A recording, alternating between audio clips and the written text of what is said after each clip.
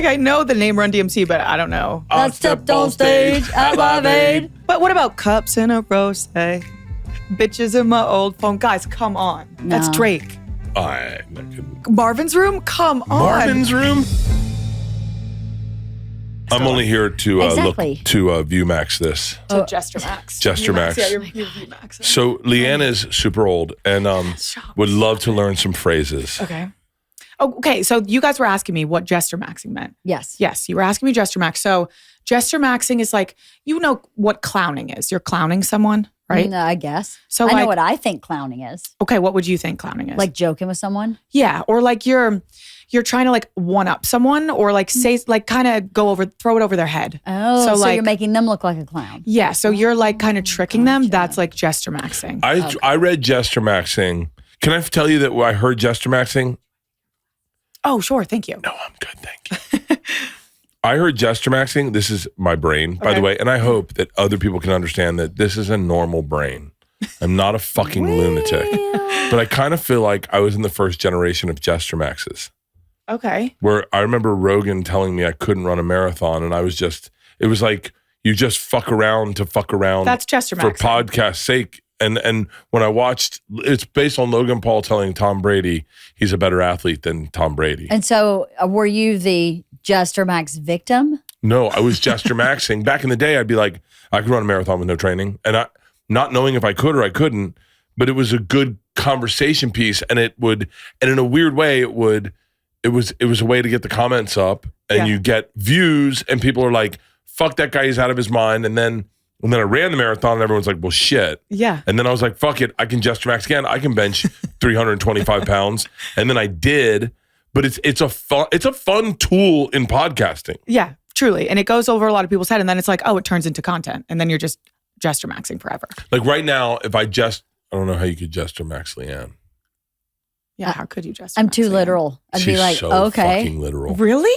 Yeah, I'm pretty literal. Yeah. I'm fun, but I'm just not that. She's My brain doesn't work like that. And That's she's fair. very real. Like she's uncomfortably real. Mhm. Like there's a big thing right now is women catfishing their husbands when their husbands are online looking for dates, right? Mm-hmm.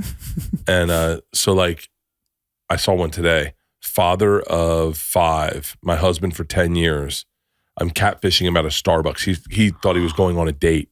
Shut up. Oh, What? I kind of love them. The only thing I love Who more do you than- love? I love the The women or catfishing. the men? The look on the man's face when he walks in and he goes, "Hey, how you doing?" And he's like, don't worry. You can see a guy's confidence where he's like, "I got this. I'm just here to say I'm getting coffee. What are you doing here?" Yeah. And then she's like, "I'm the one that brought you here. There's no date here." Oh, I don't think those are videos where I get secondhand anxiety, my heart's pattering. I can't watch those. things. I can't watch movies where the person's lying in the movie and they're like a con artist and they're so like the fabulous Mr. Ripley or whatever. Mhm. Like I can't watch those movies. Yeah.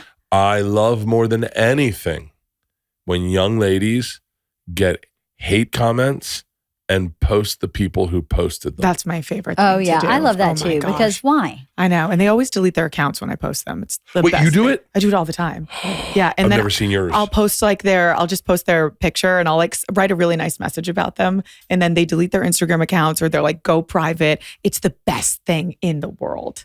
Oh Why my do gosh. people do that? Do people really think they're just truly anonymous and they can say whatever? And it's people with real accounts, with their family, with their schools, with their jobs, with their kids. People are out of their minds. That's so bad. This is the person I married. I don't think I've never left a hateful comment, but that's because I'm famous. But like she'd never leave a negative comment ever. Never. No, I would never. No, I don't. Normal people don't do that. No. You send it to your group chat. I always say, I'll send a very nasty thing to my group chat about a video that I've seen, but I'm not going to post it. No. Yeah. I don't like it. So toxic. Yeah. And for what? What does that person with the kids at home gain? Nothing. Really? Yeah. 5 seconds of feeling powerful? I know. And you have to feel bad. Then you're like, damn, how many hate comments did I? They must leave like 20 a day too. I can't believe you read your comments. I don't really read my comments. It's my DMs more so. And then if someone DMs me something hateful, I'll post it. She reads every comment. Really? I do. I read all my comments. Well, yeah, but they're all fucking positive. No, some of them are not. And I think they're hysterical because then I go, well, you don't know who I am at all. Mm-hmm. You're how regular people should feel. Like I go, yeah, you don't know me. Like there was a period, and I don't know why this affected me. There was a period where people would question whether or not Joe Rogan and I were friends, and they like, Joe hates Bert, and it would bother me. And I'd go, That's not true. It's not true. But the idea that they were putting out a lie about me, and then people would More people would believe it, and you feel the need to defend yourself. I went through a phase where I was like, I have to defend every single thing, and I'm like, what's the point? But you were so young, though. Phases. I mean, you're so young. That's what you're supposed to do when you're in your early 20s. Yeah. Is you're trying to figure out who you are. And I obviously, when I was in my early 20s, there was no social media. I would imagine being someone who was so in the public. This is a great walk her through what your early 20s looked like, and this is going to feel like so a much pioneer days. Well, it was good and bad. There was a lot of rape. There was that. Really? More than now? Yeah, you couldn't get caught for it. I guess, yeah. Wow. There was a lot of that, you know. There was a lot of that. In her early business. 20s, that's when the phrase "no means no" came out.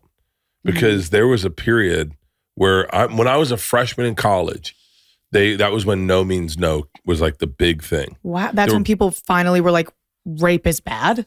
Well, I think it was more like rape was talked about in a slight public way. Like before that, in the 50s and 60s, I just think it just happened. Women just buried it. Yeah. And then at a certain, like I was in college in the late 80s, early 90s.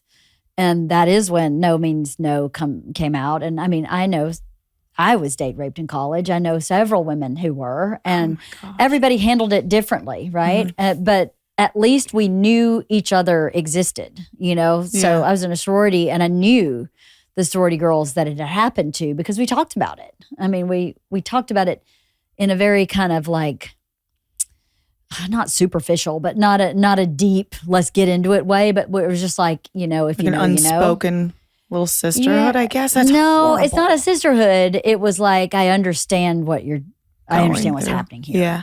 And it happened to me too. So it was like this little bit of like we understand each other. Yeah. And I don't think, I mean, I never talked to my mom or the generation before me about how that was in their generation.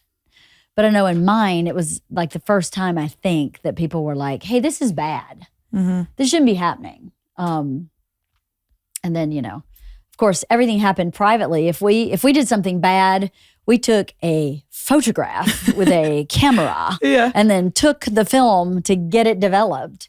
And then you could go, you know, I'm going to take this naked picture and slip it under my boyfriend's door. Well, the 4 days it took you to have film developed, you were like, yeah, maybe that's not a great idea. Yeah. So you didn't do things. Everything was so immediate now that you don't have time to think things through. I think people throw things up online.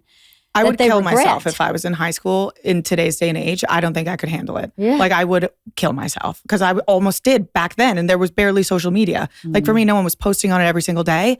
I don't get how these kids like go through it. The bullying, they post every single thing that they do from ages 10, maybe like 9 until college. It's bizarre. You know what's happening?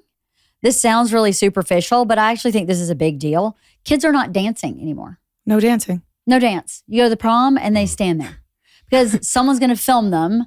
And if they don't dance like, you know, J-Lo and it's going to hit whatever and they'll be embarrassed. So they'd rather just not do it. Kids aren't living. So they're not getting fall down drunk. They're not throwing up in the gutter from being, you know, drunk. You have to be a super secure teenager to act a fool. And we just all acted fools because no one saw it. I said today. The next day it was gone. Kids aren't, I'm not saying kids. I'll say 30-year-olds. Like I know some 30-year-olds who aren't really concerned about living a crazy great life, but more about posting a crazy great life. And I think I was victim to that, although I lived a pretty fucking insane, awesome life. You lived it. I don't think. But like even like I've pulled back from posting because, and then this sounds silly, but I was like, I'm doing arenas every night. Like why am I posting every day another arena? Yeah. And then who am I doing it for? Am I doing it for the fans and then I remember there was a comic that I really liked and he stopped following me and he was like,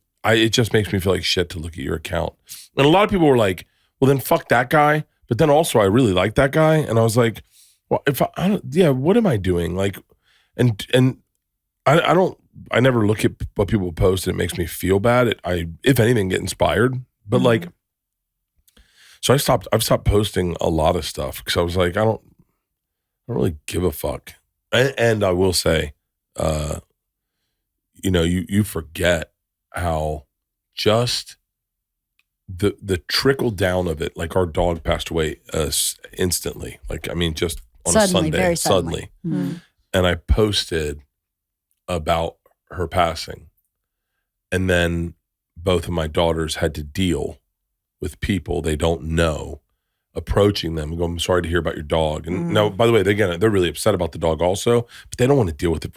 Imagine if everyone just started coming up to you, be like, sorry about ... And you're just like. It's like, what the hell? Yeah. I know. I mean, you did deal with that. Yeah, I know. Yeah, still all the time. It's so annoying. It's like, but then it's our job, and it's like, what is there a point where you post things and not in real time, or do you wait and you live in the moment and then post it? I feel like it's really hard to navigate when and what to post when it is, for me, like it's my job to post things. So I get really lost in it, and I don't know if I'm living in it or if I'm just posting in it and not actually experiencing what I'm doing. Well, you were okay. Let me feed your life back to you. You were just in Aspen with a bunch of one guy I'd like to hang out with, and is that correct? I wasn't. Fuck. When do you think that? When was it? When were you just in Aspen? Were you in Aspen? I was skiing. I was posting stuff skiing, but I wasn't in Aspen. But everyone's in Aspen this week. For real? Yeah, it's Palm Tree Fest. Yeah, I don't know what that is. I was in San Francisco. I post everything that I do in real time now. So you've probably seen it all. Saw a guy in a Gucci outfit I liked. No, you're right. That was my story. But I said, Mom, we have Aspen at home because we were in New York City and he was dressed like we were in Aspen. Oh, okay. So you were right. Yeah. I like that outfit. He got it on Chinatown. God damn it. Yeah. That's funny. I ended up dropping $5,000 on the real thing. Yeah. But no, right? Like I posted that the other day and people, when I go on the street, they know everything about me. Like they read my diary, which is just a weird fucking thing. I don't know how to deal with it. It's interesting because okay, this is going to be a really dumb question. So sorry for the dumb question. No dumb questions. So where you are today, is this where you intended to be when you started? Ooh, that's not a dumb question. Posting about things like what was your vision? Were you like, I'm going to be a psychologist? Well, hang on, that's starter, probably not it. Not to like, only because I kind of know, but I don't think she really knows. Can you take her from where you started on like, I think it was like TikTok, right? Yeah. And then to where you are today with your podcast and you don't have to take her through all your drama, but just like kind of just broad stroke, like where you started to where you are, and then answer that. It's a good question. And by the way, I don't really care about drama or gossip. I never, on every single episode I have anybody, if I talk about divorce or whatever, I'm like, I don't really care what happened in your divorce. I care what happened for you. What is your experience of whatever we're talking about. So I don't need to know any kind of dirt about anything. Although we will title this episode. That's not my agenda. I'm not interested in that. On I hate that. Always. No, I don't care anything about that. Logan did that to me too, by the way. Yeah, well, my publicist was freaking. She switched. I was like, but it was just annoying because we went in being like, no questions about that. And then they were like, absolutely not. And then they titled the episode. What do you think? That's really shitty. I don't like that. I find that very unethical. Because they said they wouldn't. Exactly. Like, so you think Logan Paul is unethical is what you're saying right now. Title it. That's a good title. Yeah, I think Logan Paul is unethical in that circumstance 100%. So if you said don't do that Paul and he Mike titled are unethical. Yes, in that circumstance that you just described. Shots fired. Yes. LeeAnn, so you're willing to go head to head with the Impulsive crew. What? I don't even know who that is. She doesn't. I guarantee you, she couldn't pick Logan Paul out of a lineup. I could. I watched him box. Wrong one. Yeah, wrong. The other one. Sorry. That's perfect. That's I'm not in that. I don't give a shit about. There's a lot of sensationalism in that. And I have no interest in sensationalism. They're gesture maxing. They know what they're doing. Everything they do is for views, for clicks, for the behind closed doors. Like they're very different people than they are as they present online. I would believe that. It's they're acting. In well, a sense. it's so funny. Which is better, the behind or the? Behind. Yeah. I give Logan and Mike the benefit of the doubt, but now you say that, I go, they're not stupid. No. Like, I always just thought, I really got the vibe that like Logan shows up, does the interview, and then his team titles it, clips it, but he is Logan Paul. No, he is Logan Paul. He's the most hands-on, like everything. I mean, they started on YouTube with the Team 10 thing, and they had all the fake wedding, the drama. Like, they have manufactured their careers into the biggest social media careers. Let's talk about your career, though. Okay. Yes. Okay, so I was in college. I dropped out my senior year. I was pre-med, so I was going to be applying for med schools, but I started getting a following on social media. You'd make a great dermatologist. That would be awesome. I would love that. But why did you drop out? Because I was doing that for my parents. I wasn't really doing that because I wanted to. My minor was film. So I had a YouTube channel since I was 10 years old. So I always wanted to do something in this space. Like, I think a lot of people in my shoes are like, oh, it kind of just happened. Like, no, I really worked my ass off and I wanted it to happen. So once I started getting a following, I was like, it's kind of a make or break. You can't just go to med school and like post on the weekends. I don't want my content to be about school. So I'm going to go out on a limb and kind of figure this out. So I rented a U-Haul. I got an internship at Barstool. I dropped out, drove to New York, got like an apartment this big. And I was like, okay, we'll just make it work. We'll see what happens. So I was interning at Barstool. They ended up hiring me full time. I kind of got famous for party content. I guess I was like the machine in the sense of a girl one. Like, I was fucking insane. And so I started doing college tours. So I had a folding table. I like bought a banner for $100 and I like made merch. And my first tour that we did, there was a line for 7 hours wrapped around 3 blocks in Pennsylvania. It was fucking crazy. We sold out the whole country. We toured it for 3 years on a party bus, like a tour bus. It was insane. Throwing parties here and there. I was doing my podcast. Then I ended up on the podcast with Dave. I had my YouTube. So it kind of just all like snowballed into this brand that kind of drove me crazy. And I was like, drinking every single day, partying every single day. I didn't like doing it anymore. I was going crazy. And then I kind of like matured into my content, started doing Plan Bri more seriously. And then I started dating a rock star who was famous. So that kind of I wouldn't call him a rock star. Yeah. Dating country music artist. A country music I only artist. say that in defense of the art these days. I just watched a movie on Bruce Springsteen last night. Yeah. And I was like, Bruce Springsteen, after listening to his catalog, I can't really call him a rock star. He's more of a folk singer, really, honestly, at the heart of what Bruce Springsteen is. And then, of course, all I did was write jokes about Bruce Springsteen. Wait, was it the movie that came out about him with the Gallagher guy? No, what's his name? Yes. I'm calling him Gallagher because he's from Shameless. What the hell's his name? You mean the from The Bear? Yeah, what's his name? Yeah. Jeremy Allen White. His name is Lip Gallagher in Shameless. It's so good. It's such a great movie. That guy's I got to tell you. Isn't it just about writing one album? It's so good. Yeah. If you're an artist, it's so good. It made me. and I say this casually. I've never listened to anything from your ex-boyfriend. I never got into it. It never landed on me at all. And I actually, knowing that they're friends, I was like, I'm going to check him out because I really like Bruce Springsteen and I know that the direction he's going in. So I was like, on The Thing, I think it's an awesome fucking movie, but I wouldn't call Bruce Springsteen a rock star anymore.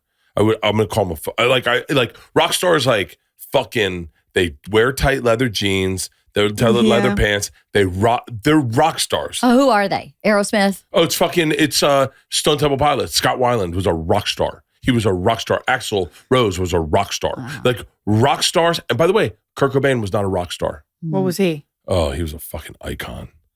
He was the fucking greatest. Shannon Hoon, not a rock star. Oh, definitely not. No. The Jerry Garcia, not a rock star. No, for sure. I don't know half of these names.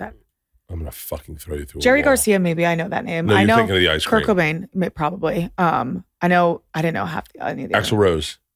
I know the name. This is a fucking fun game. We used to play this on BFFs. It was Boomer versus Zoomer. Yeah. Okay. Like if I were to say, okay, yeah, you ask me a name and then I'll ask you guys a name. Okay. Steven Tyler. I know Steven Tyler. Oh, because you're from Boston. Yeah. Okay. Okay. But you guys are like kind of in the space, so you might know. I am. A fucking boomer here, isn't? Okay. I'll ask LeeAnn, or we'll see if you know too. Do you know who? Do you know who Jake Shane is? No. No? No. I thought that was a layup too. Do you know who Jake Shane is? Love Jake Shane. You don't know who Jake Shane is either? No.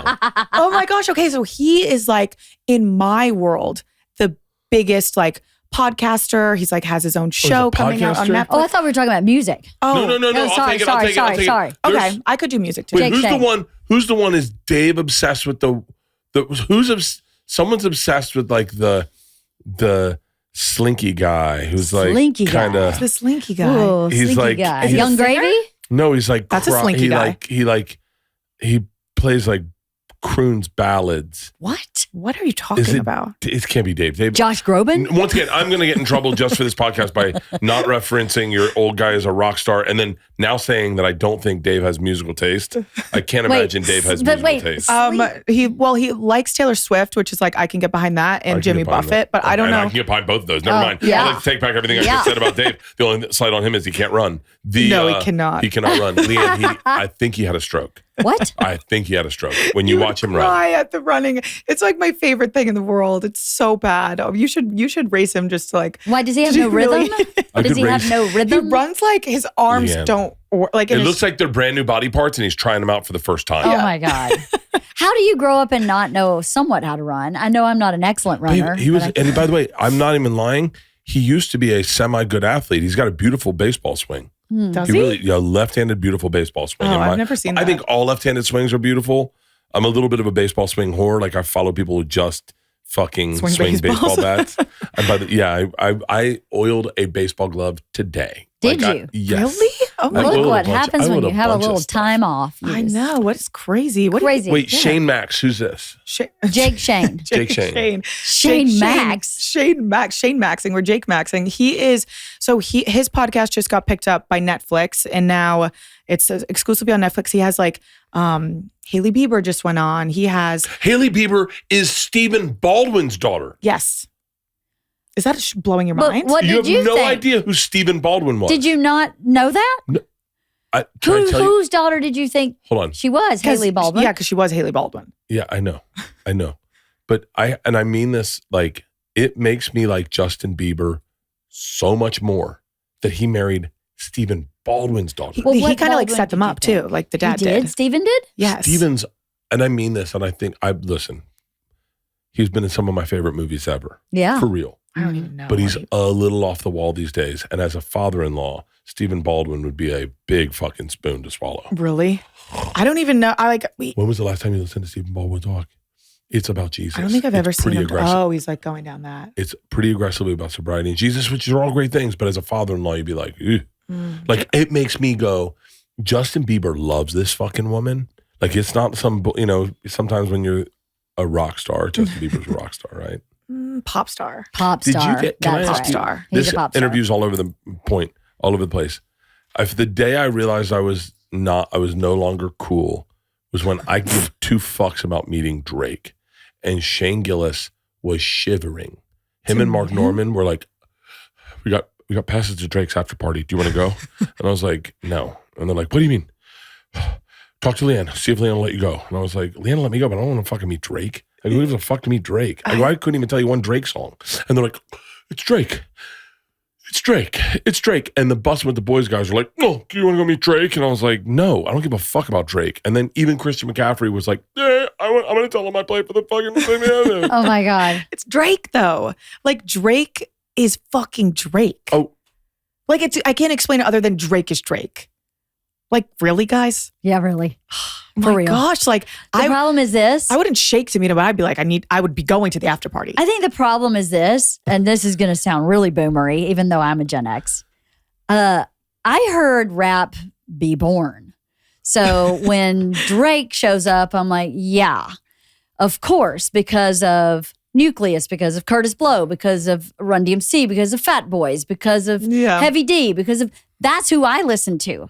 So to me, all the OGs, way out OG Okay, Drake. so would you guys freak out to meet one of the OGs? Yes. Oh, yeah. Okay, so By the way, I was with, by the way, I'll say the name and you're going to go, I don't care about him. I was with Guy Fieri the other day. Okay. And do you know who that is? The cook. Yeah. The cook. Or chef. The cook. He may appreciate chef. The chef Guy Fieri. The cook. No, I know him. Yeah, you know. Flavortown. The shorter guy. Yes, Flavortown. Very good. Yeah. Yes, I know him. I'm with Guy Fieri, and he goes, he's like, well, I'm talking to him like this, and a dude puts his hand on my back, and I turn, and it's Rev Run from Run DMC. Okay. And See? I love that you just But went, for us, okay. Run DMC was like, what? Like, I know the name Run DMC, but I don't know. We'll Yeah. sing it. Ma Adidas. Walk through. Cosmic doors and museum floors. I stepped on stage at Live Aid. I mean, Yeah. hold on. You don't understand. Hold on. But what about cups in a rosé? Bitches in my old phone. Guys, come on. No. That's Drake. I couldn't. Marvin's Room? Come on. Marvin's Room? Yes. That sounds like the gayest like- title I've ever heard. It is like that. It's like a joke. It's like whenever someone's sad, it's like play Marvin's Room. Like it's like a cultural Are phenomenon. you serious? Yes. I've never heard Marvin's Room in my life. When we're done with this and you guys go do whatever you do, I need you to just listen to Marvin's Room. How is there not a be podcast called sad. Marvin's Room? I don't know. It sounds like a podcast. There probably is one, honestly. The Drake, I don't care. It's not I don't care. Here's the deal. I was saying to Stacy, I think I was saying to Stacy, there's people that that I don't care about meeting, but if I meet, I kind of geek out, even though because celebrity still amazes me. Like I'm still blown away by celebrity. But I don't care about like meeting certain people. I'm like, I don't really give a fuck. And Drake, I've never listened to any of his music, so It makes sense it wouldn't to hit not me. care. I would care. I think most people your age would care. Everyone Yeah. would care. Most Yeah. people your age. A lot of people would. What about you? Do you get starstruck at all? Yeah. Really? For sure. Yeah. Who's Yeah. the last person you got starstruck by? That I met in person. Yeah, person. I was a little starstruck by Gayle King. I just met her this week. I was a little okay. quiet. I'm not super quiet, but I felt myself being like, I'm not sure what to say. You Vince don't want Gill. to say the wrong thing. Yeah. Vince Gill starstruck you. What's that? Vince Gill. Vince Gill did starstruck. Do you know who that yeah. is? I was going to say, is it bad that I don't know who that Country is? singer. Country singer, Okay. yeah. I'm not big in the country. We I fell off that wagon. I don't do that anymore. No, that was I the think only that country you I ever listened removed to. yourself from that wagon. Yeah, so I was never involved, then got the most involved, and Were then you now I'm the genre most mogging? separated. I was genre mogging, yeah. Oh Jester my Max and God. genre mogging for sure. Oh yeah, my it was all a joke. Wait, The whole my relationship God. was How hard Jester is it? Max. How hard is it? What are you even going to try to say? It's like I can't imagine dating someone and being like, "So what did you think of my show?" You're like, "It's great." Oh, I can't imagine that either. It was the first time she that would met be me, and I hard. did stand up in front of her. I was like, "What did you think?" She goes, I went, "What?" She goes, "You're smarter than that. I just don't know why you talk like that." And I was like, "Oh fuck." No, I gave pointers. Like, it was like a whole thing. And I would like leave for some shows sometimes or like some songs. Yeah. And if you found out I left for some songs, it was like, you don't love me. I'm like, I come to the same fucking show Hold every on. night. Right. I've never felt more connected with this man in my life. Oh my You know, God. I'm not. We're definitely not talking about this, but I am as sensitive as he was. No, Like, no, you're not. In a good way, maybe. I'm just as broken as that dude. I think that's why I really was tethered. This was the brilliant thought I had. This is what happened to you, and I realized it today as I was working out. People older than you should not know who the fuck you are in life. Never should people older than you know who the fuck you are. And I was like, the problem with you is that I was 50 years old going like, what's going on in her life? And that's when you I become, reached a different- that's when you get to a next level is when people older than you know who you are. And you're like, ugh. I went from a demographic of only having college kids in the past like 2 years to now everywhere I go, like I'm in the airport and it's all these moms and dads coming up to me. And then like their kids are like, yeah, I know her for like different reasons. They're like, no, I know her because of what happened last year and like all this stuff. And it's just so weird, the dynamics and all the crossing over. But my mom's friends, like she goes to the Y and they found out that I'm her daughter and she's the most popular woman at the Y in the sauna now. It's so bizarre. So dropped out of college. YouTube was growing. You had this big party bus tour, college tour, had your podcasts. Yes. Right? Yes. Then what?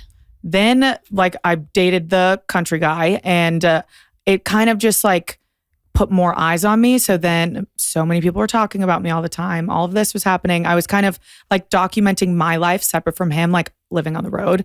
People loved it. People ate it up. It was a tumultuous breakup, whole thing, aired it all out online. And then I just went back to my regular life, like of living in New York City, being just kind of growing with my audience and being I was 25 at the time, 25-year-old girl in the city. And yeah, people just listen to what I do. And now I podcast and now I'm sitting here with you two lovely people. Does it make you happy? It does. But I didn't know the extent of because when I started, no one had a podcast. Everyone has a podcast now. So I didn't know what it was going to turn into. I also didn't know that BFFs was going to become like one of the biggest podcasts in the social media like world, which it did. You guys are adorable. It was adorable. It was really fun. It was a really fun time. And it was like sad to end, but it kind of needed to.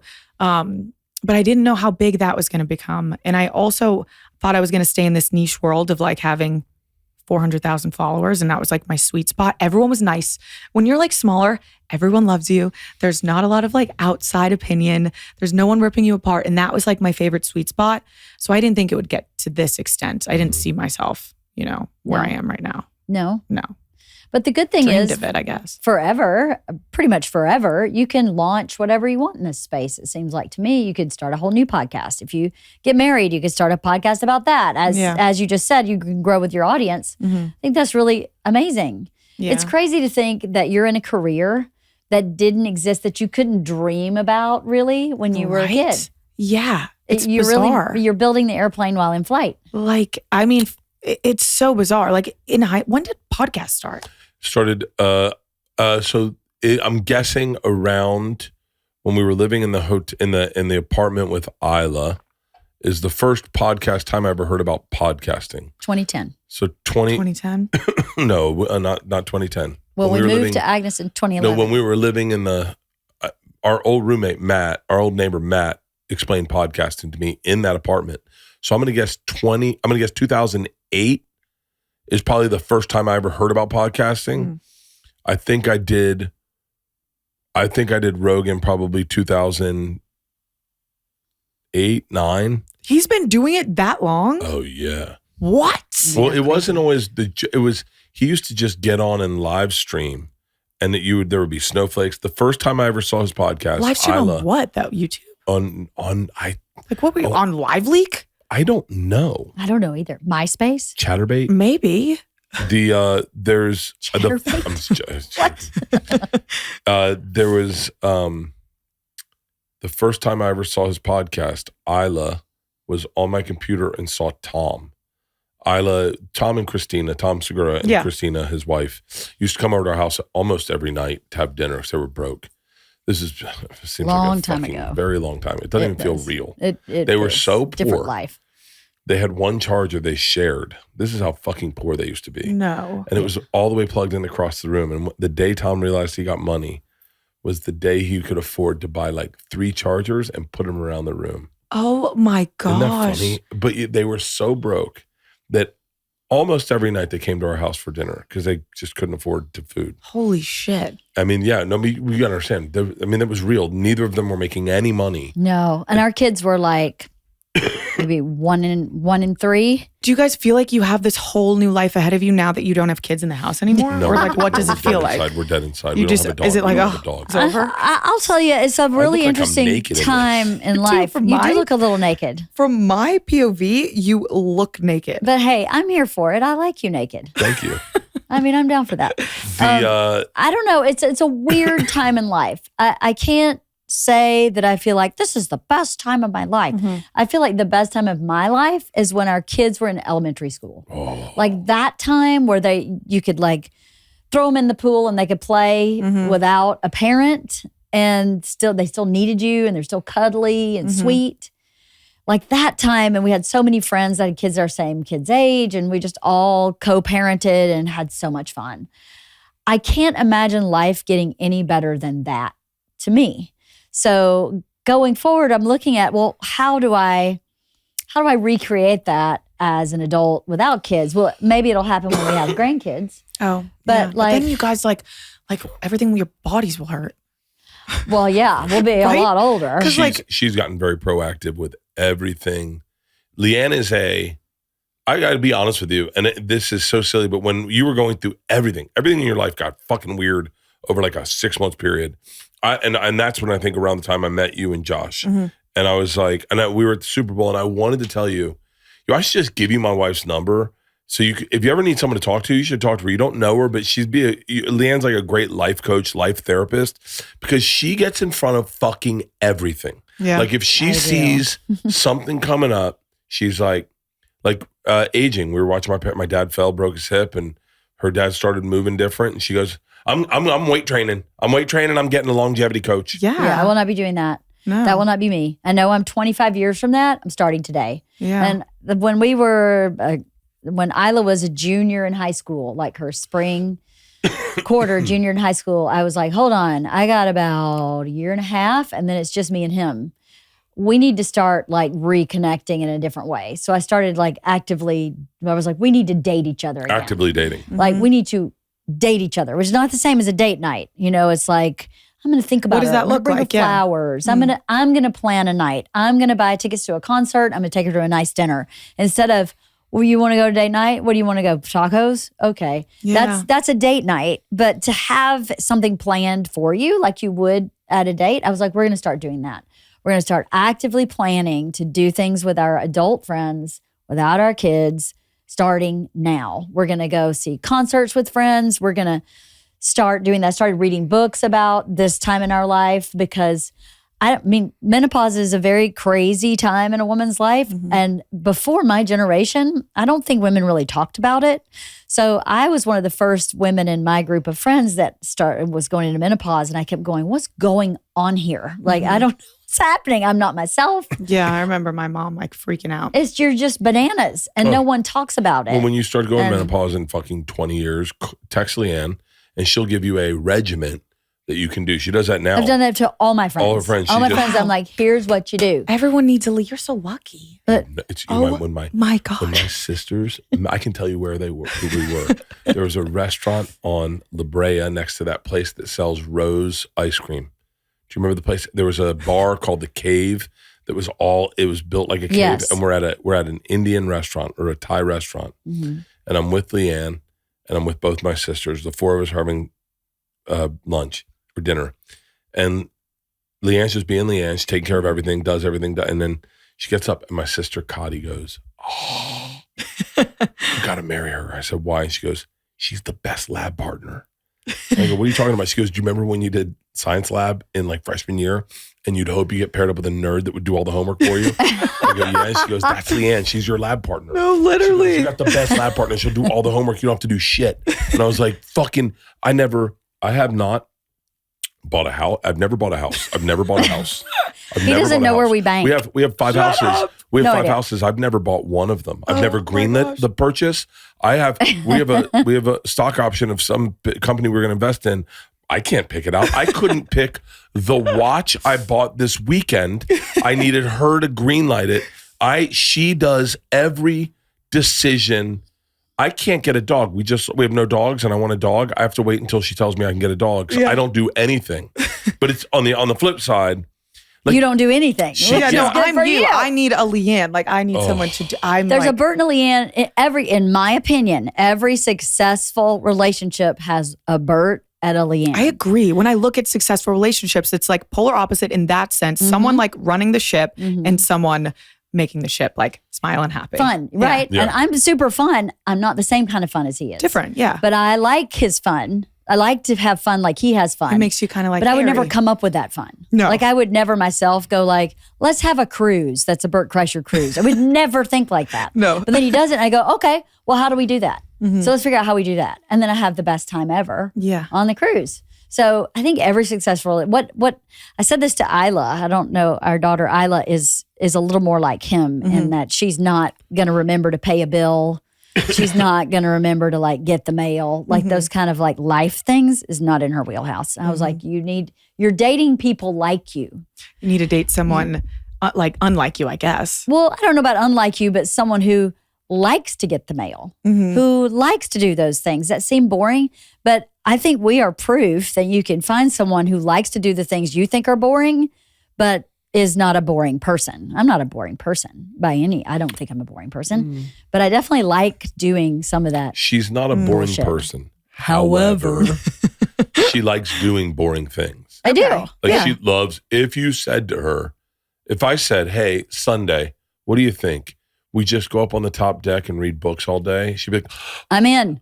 That was my dream Sunday as well. Yeah? Yeah. Oh my gosh. But like a good mix. I like boring stuff and then I like being crazy. But I'm a Gemini, so I think I'm 50-50. Gotcha. I feel like I'm like both of you guys in one person. Yeah. Yeah. Yeah, you are split personality. you couldn't put a book in front of me. No? I'm trying to read. I'm trying to like. You're also dyslexic. Oh, so, that's going to make it impossible. Yeah. I got to read Bunny's book by tomorrow. However you listen to podcasts forever. No, we're doing a thing. And I was like, I'm going to read that fucking book.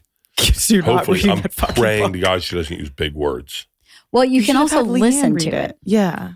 You can listen to it. We live in different rooms now. LeeAnn decided that we're going to have a sleep divorce. So LeeAnn moved me entirely into my own room. And I will tell you, I was like, I would have never done it because I would think, I would think that means we're not connected, but it's so much better. I've heard that it's the greatest thing ever. One of my friends, they're like just recently getting married. They're young. They're like 26, 27. They do separate rooms too. And they love it. Yeah. It's pretty sweet, I have to say. Why did you do it? Were you a nightmare sleeper? We're completely different sleepers. Okay. Like he snores terribly. He doesn't like to sleep in silence. He likes to have a podcast, TV, something on. I can't sleep like that. He sleeps at like 66 degrees. That's too cold for me. Like I can do 68. I prefer 70, but 66 and I'm like, I'm in a full sweatsuit with 3 blankets. I can't do it. I like the sun to kind of wake me up a little bit. He's like black out everything. And I don't like that. I feel like if I sleep past 9, I'm a loser. That's what it does to me. When I lived in not Serbia, what it does to him. When I lived in Serbia, the first thing I did was put tinfoil on all my windows. And that first week, the cops came by to check to see if I was growing drugs.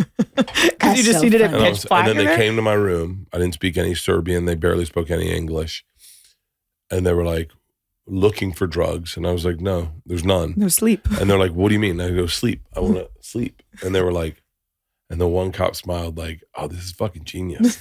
But like in my room, we murdered out the windows. We murdered them out. So there's cardboard on all the windows so I can't see anything. And it is so dark in there. Why don't you just get blackout curtains? It's not enough. Not enough. Are you serious? Not enough. I want it like this, where black. You can't see your hand in front of your face. Oh my gosh. See, I don't like that. No, I hate that. That's too dark. Yes, because it's scary dark. Well, yeah, I grew up in a log cabin where it was like this, with all the windows open. If there was no moon, like when there's no moon, you couldn't see anything. And what I didn't like about that is then if you had to go to the bathroom, you literally could not see where you were going. I break my toe every day. Yes, and that's so dumb. Why did you do that? I go, this is what I do. I go, hey Siri, where are you?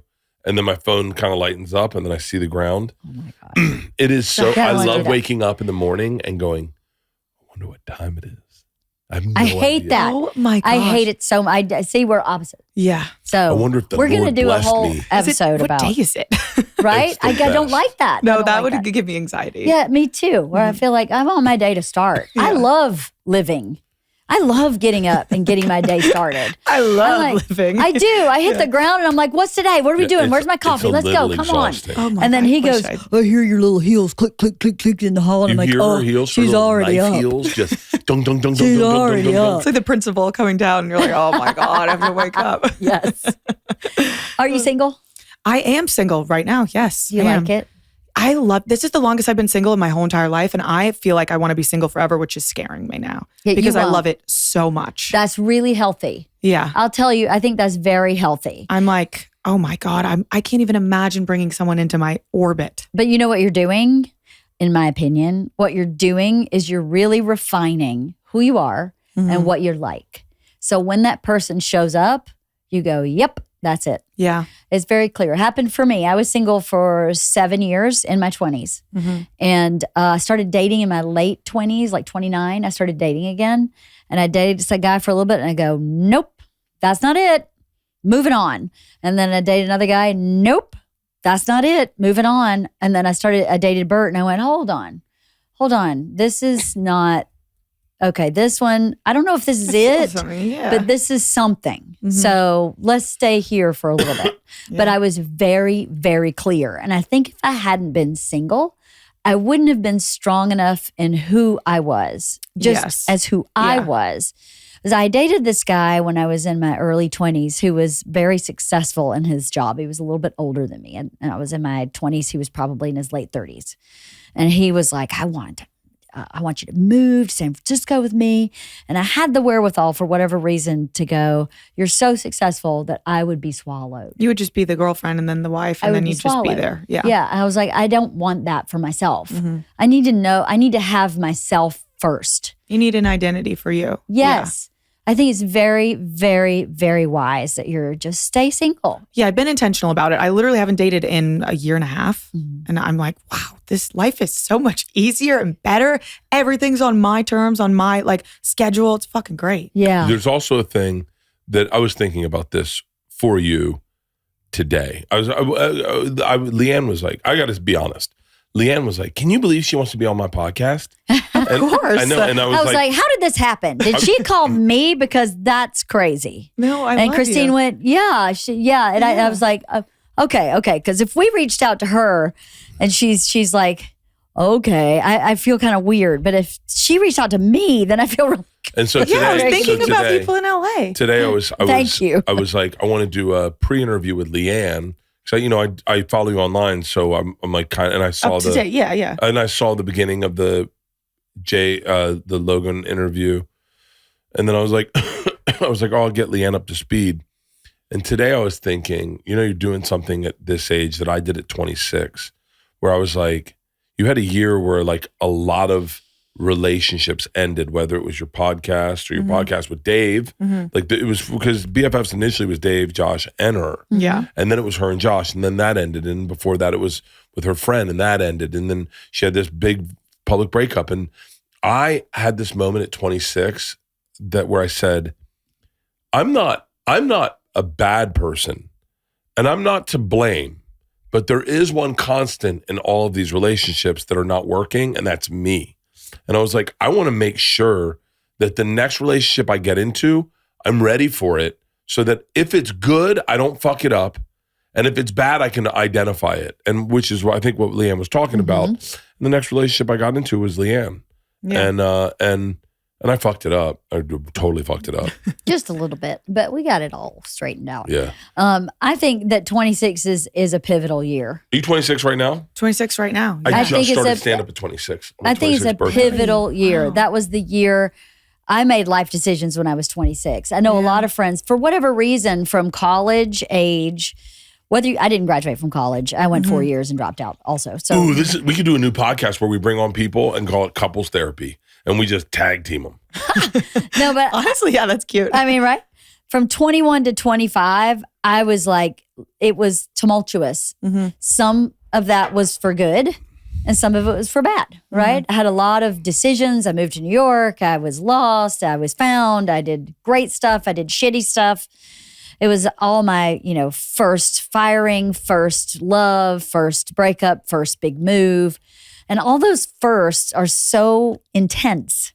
But once you do the first, the second is a little less intense and you learn so much more each time. I feel like when I was 26, that was a pretty pivotal year in my life and his as well. So I wonder if 26 for other people is a moment where for me, at least, it feels like it. I feel like a completely different. I feel like I've lived 5 years in the past 2 years. Ooh, really? Which is follow you. Feels like you lived 10. Yeah, it fucking feels like it. No, I mean, it's literally. I'm like every day was like a new thing. It was fucking crazy. It was the longest. I look back when I say like what I went through was like a year ago. I can't believe it was only a year ago. To me, that feels like it was 5 years ago, just like the last year of my life. So I'm like really trying to let that settle and give myself grace and like just move forward as slowly or as quickly as I want to. And just like at this point, nothing can faze me, which I'm kind of grateful for all the bad shit that I went through. Cause now I'm like, okay, just bring it on. Yeah. Which is a good feeling. Yeah. Yeah. That's how you should feel. Mm-hmm. Because look what you persevered through. Yeah. A lot. Yeah. There's a lot of loss for lack of a better word. Yeah, for sure. And change. Change is hard. Change is hard. It's sometimes scary. But if you can figure out how to welcome it, it happens a lot faster. Before kids, what was the best year of your life? Or a couple years together? Just separately, as like as a person, like age, question. I guess, like before children, because I know that changes things. We were. I'll just answer this for us, and then let's do before we were married, because us dating was really fun. Yeah, but it was like. I mean, I'd never done anything like this, but like I mean, it was a lot of like dumb hangout shit, like sitting in a bed, making sundaes, watching the Philadelphia Story. Like that was like, I got really excited about like playing fucking Scrabble. And we got hardcore into Scrabble. I'd never done stuff like that. I'd always been. We were broke though. It wasn't like we were turning down Nobu. We were like, Domino's is about the top dollar we can do at the moment. So how do we make fun where we didn't have a lot of cash? It was really fun. Dating you was really fun. We had a great time dating. Yeah, it was really fun. And then we went right into having kids. And then those, I mean, I can't even quantify those years. So then the best years before that, I can tell, I can kind of answer it this way. I always wanted to be somewhere else in life. And I said, gave her this compliment the other day. We were in Naples in a bullshit rental car. And I think I was hungover. I was overweight. I just started Manjaro. I didn't feel great. And I saw a car full of, like a convertible car full of younger people. And I said, I'm so happy with the car I'm in. And I said, it's so funny. My whole life, I always wanted to be in other cars. Like I'd be in relationships and look at other tables and go, I wish I was that guy with her. Or I could never be comfortable with where I was. And even so much as when I was 27, when I was 27, I had a TV show, a late night TV show. I was making $5,000 a week. I had an overall deal at CBS. I had just come out of an overall deal at Fox. Both were like mid six figures. So I had a ton of fucking money. I was single. I had an Eddie Bauer expedition. I had Ja Rule. I just was with Ja Rule the other day. And I told him, I had him on repeat, him and Trick Daddy on repeat, and the Hot Boys. I could buy anything I wanted. I remember my dad asked me what I wanted for Christmas, and I said, don't get me anything. If I want it, I just get it. And I remember sitting at a stoplight at Franklin and like Vine, and the windows were down, and it was cold in LA, the windy cold in LA. It's my favorite time in LA is when it's windy cold. And I was listening, and I had a Jason Williams jersey on. And I remember thinking, I have everything I want. I should be happier. Like this sounds crazy. Like I'm on TV. I have a TV show coming out. I'm friends with like famous people, I think. And I thought this would feel better. And it didn't. And then cut to, we were broke. She asked me to go get a gallon of milk. We were broke, and she gave me money to get milk, like $20. And I bought an oil can of Foster's, and I had my longboard that I bought in New York. And I was skateboarding home listening to Spoon's album. And she saw me on the balcony skateboarding home. And I had headsets on, and I was ear to ear smiling, and I was weaving, drinking a tall boy holding a gallon of milk. And in my head, I was like, I think I might have overspent because I shouldn't have bought this tall boy. And I remember skateboarding, and I was so broke. And I remember going, I don't think I've ever been happier in my entire life. That one moment I can quantify as just pure happiness. And the moment before that I can quantify as I should have been happy and it didn't feel happy. So when people say money doesn't buy happiness or success doesn't get you happy, I know a lot of successful, miserable fucking people. Yeah, me too. A lot of relationships make you happy. It doesn't have to be romantic, but who you surround yourself with. Right, that's right. Who you really surround yourself with, who you connect to in a ride or die way that connects back. And what you give, for me, being of service, figuring out a way to be of service to people, to personally to people, but also publicly to people. How can you be of service? That's just one of the most valuable things you can do. Some For people, me, go ahead. I'm sorry. Go ahead. For me, I don't remember a year being important. I remember certain decisions being important. Okay. When I decided to move to New York, I think I've always done this thing where I declare what I'm doing publicly so I don't back out.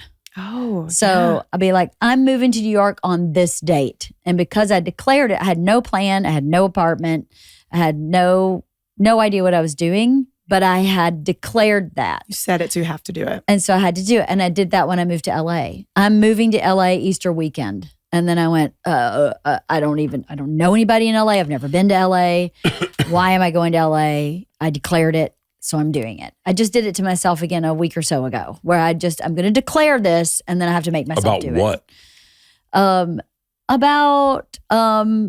About publishing my Bible. Okay. Yeah, where I was like, well, I'm going to reach out to someone who can actually help me get this done. Mm-hmm. And now once I've done that, I will have to follow through. But for me, just to do it and say it to myself and keep it all, I'm going to write in my journal, I would never do it. You know what's interesting about I think I this? learned that about myself in my 20s, is that I have to make myself accountable to other people, or I just won't do it. So that you show up. Yeah, so I show up. Yeah. You know what's interesting about this? I think your Bible will be more helpful to people of her age than anyone. Like I our agree with daughter's you. age too. I completely agree. I was saying to with you. them today, I was like, the reason I got so invested in your drama is I didn't like the way the internet was coming at you at times. And I there's another young lady, sounds so weird, but I get like this dad energy where it's like, because I think of my daughters in that scenario. Mm-hmm. And I just go like, this is too much for, it sounds horrible to say, but this is too much for a kid to go through. Yeah. And I go, as a dad, I go, I don't know. I want to, like, do you know who Maddie Kowalski is? Maddie Kowalski. She's a comedian? No. She's a girl that got like, I don't know the right way to say it because I'm sure there's a court case going on, but I don't know the right way to say it, but the sexual thing, only because I want to defend her and she hasn't said legally certain things, but she was in a situation where a bunch of guys videotaped her having sex. Oh no, I don't know this. And then the internet got a hold of it and started sharing it to her dad. Oh my gosh. Yeah, and like started sharing it online, and and she was very inebriated. She was very inebriated. She's 18 years old, and immediately I went like, fuck. Like I felt so bad for this little girl. That's all I could think of is she's a kid, and I've been following her and her story, but I reached out to her like, and I was like, hey, this moment doesn't, I don't know, like I don't even shouldn't reach out, but I just go, this moment doesn't define you, and don't let this moment define you. Bad stuff happens to good people all the time, and it really does. I mean, but like she just came back online today, and I saw it in the fucking whatchamacallit. But I think that I get like ultimate. You get protective. You were very protective of her when you first told me about Brianna. He was even very when we protective. talked, when you came on BFFs, we talked about it. Yeah. But I think it makes sense. A lot of people, like even Dave was so protective. Like anyone that was just older and was like a normal person with a regular lens looking at the situation was empathetic and understanding. But the internet isn't empathetic and understanding. So like I'm aware of that. But we were talking. What is your Bible going to be? Oh, okay. So when I was 26, I was living in New York. I found myself lacking a barometer for like integrity, sort of. So I just started, I wanted it very much to be. She didn't have the best channel markers in life. Yeah. You know what a channel marker is? When you take a boat out, they have a green and red channel marker so you know where the deep water is. Okay. So if you go to the right or the left of a channel marker, you get in shallow water and you can fuck your boat up.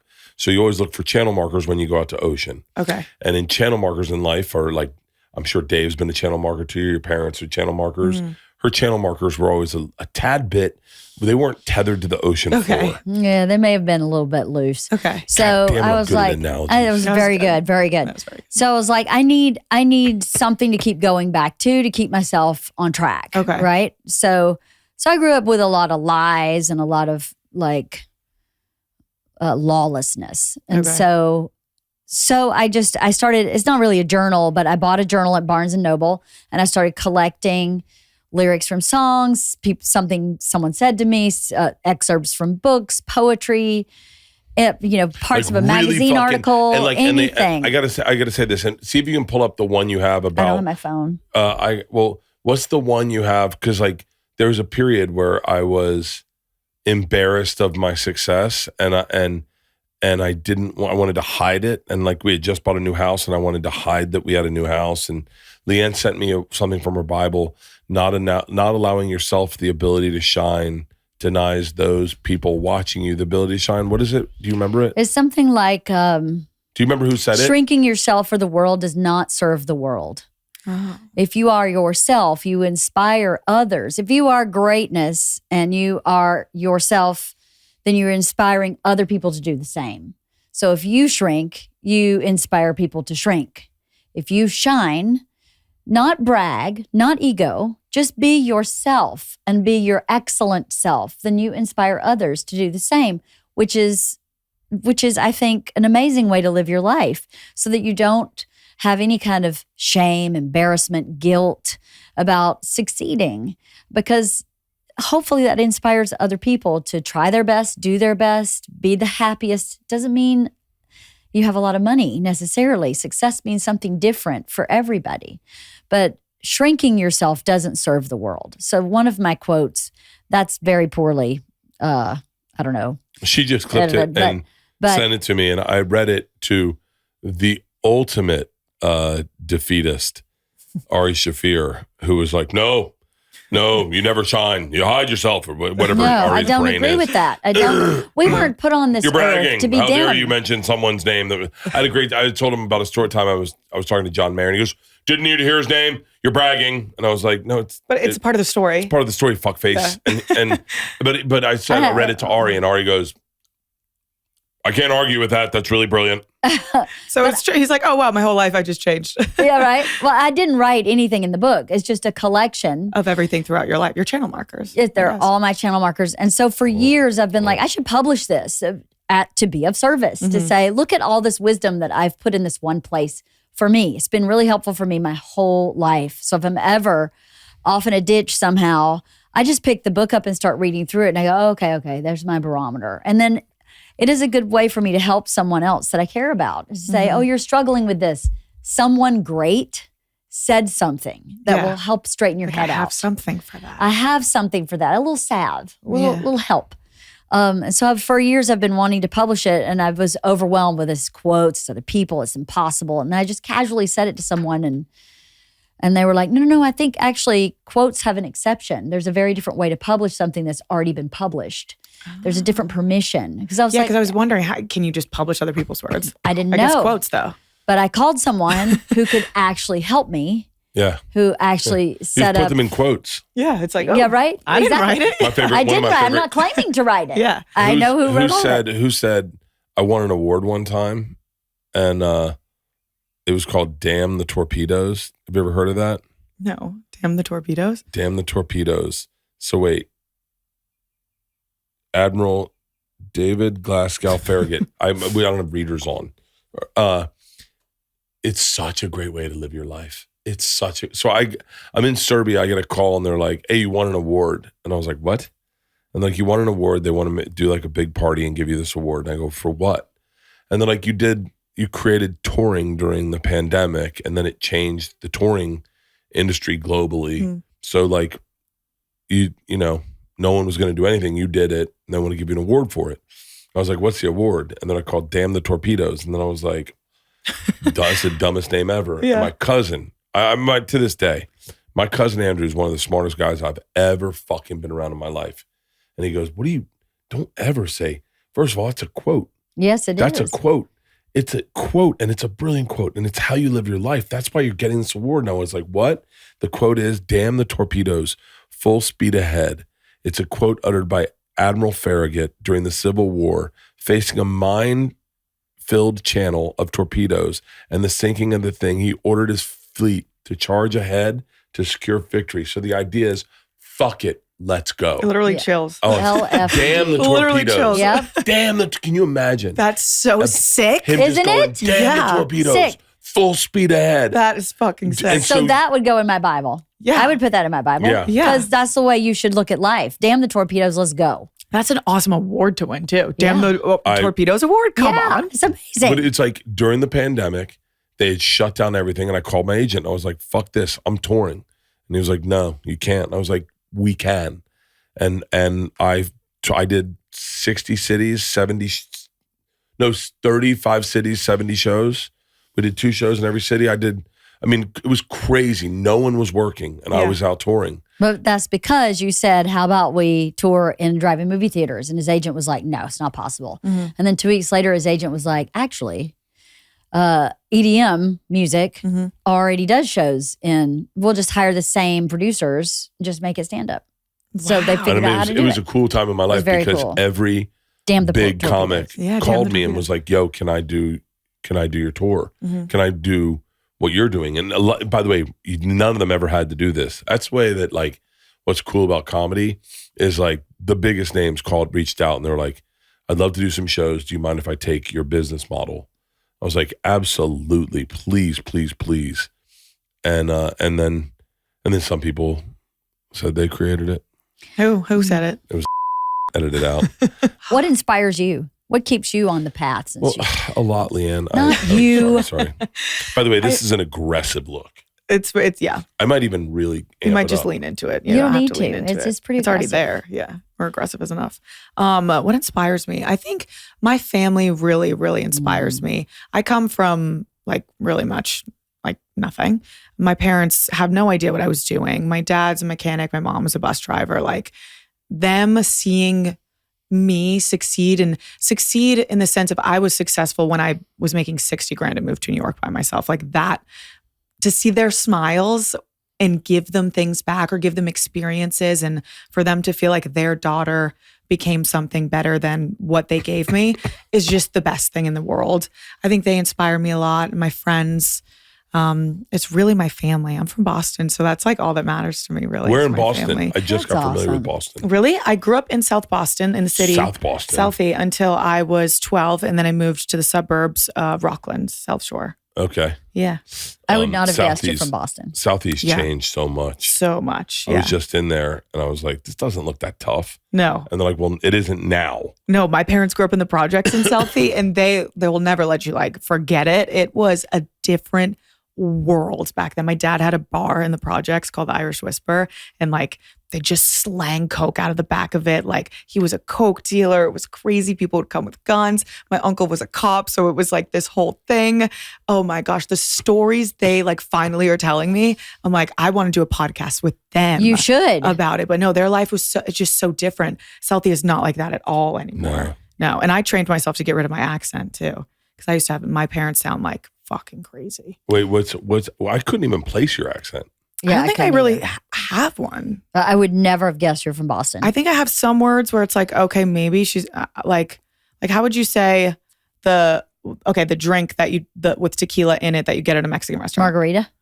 You'd say that. How would you say it?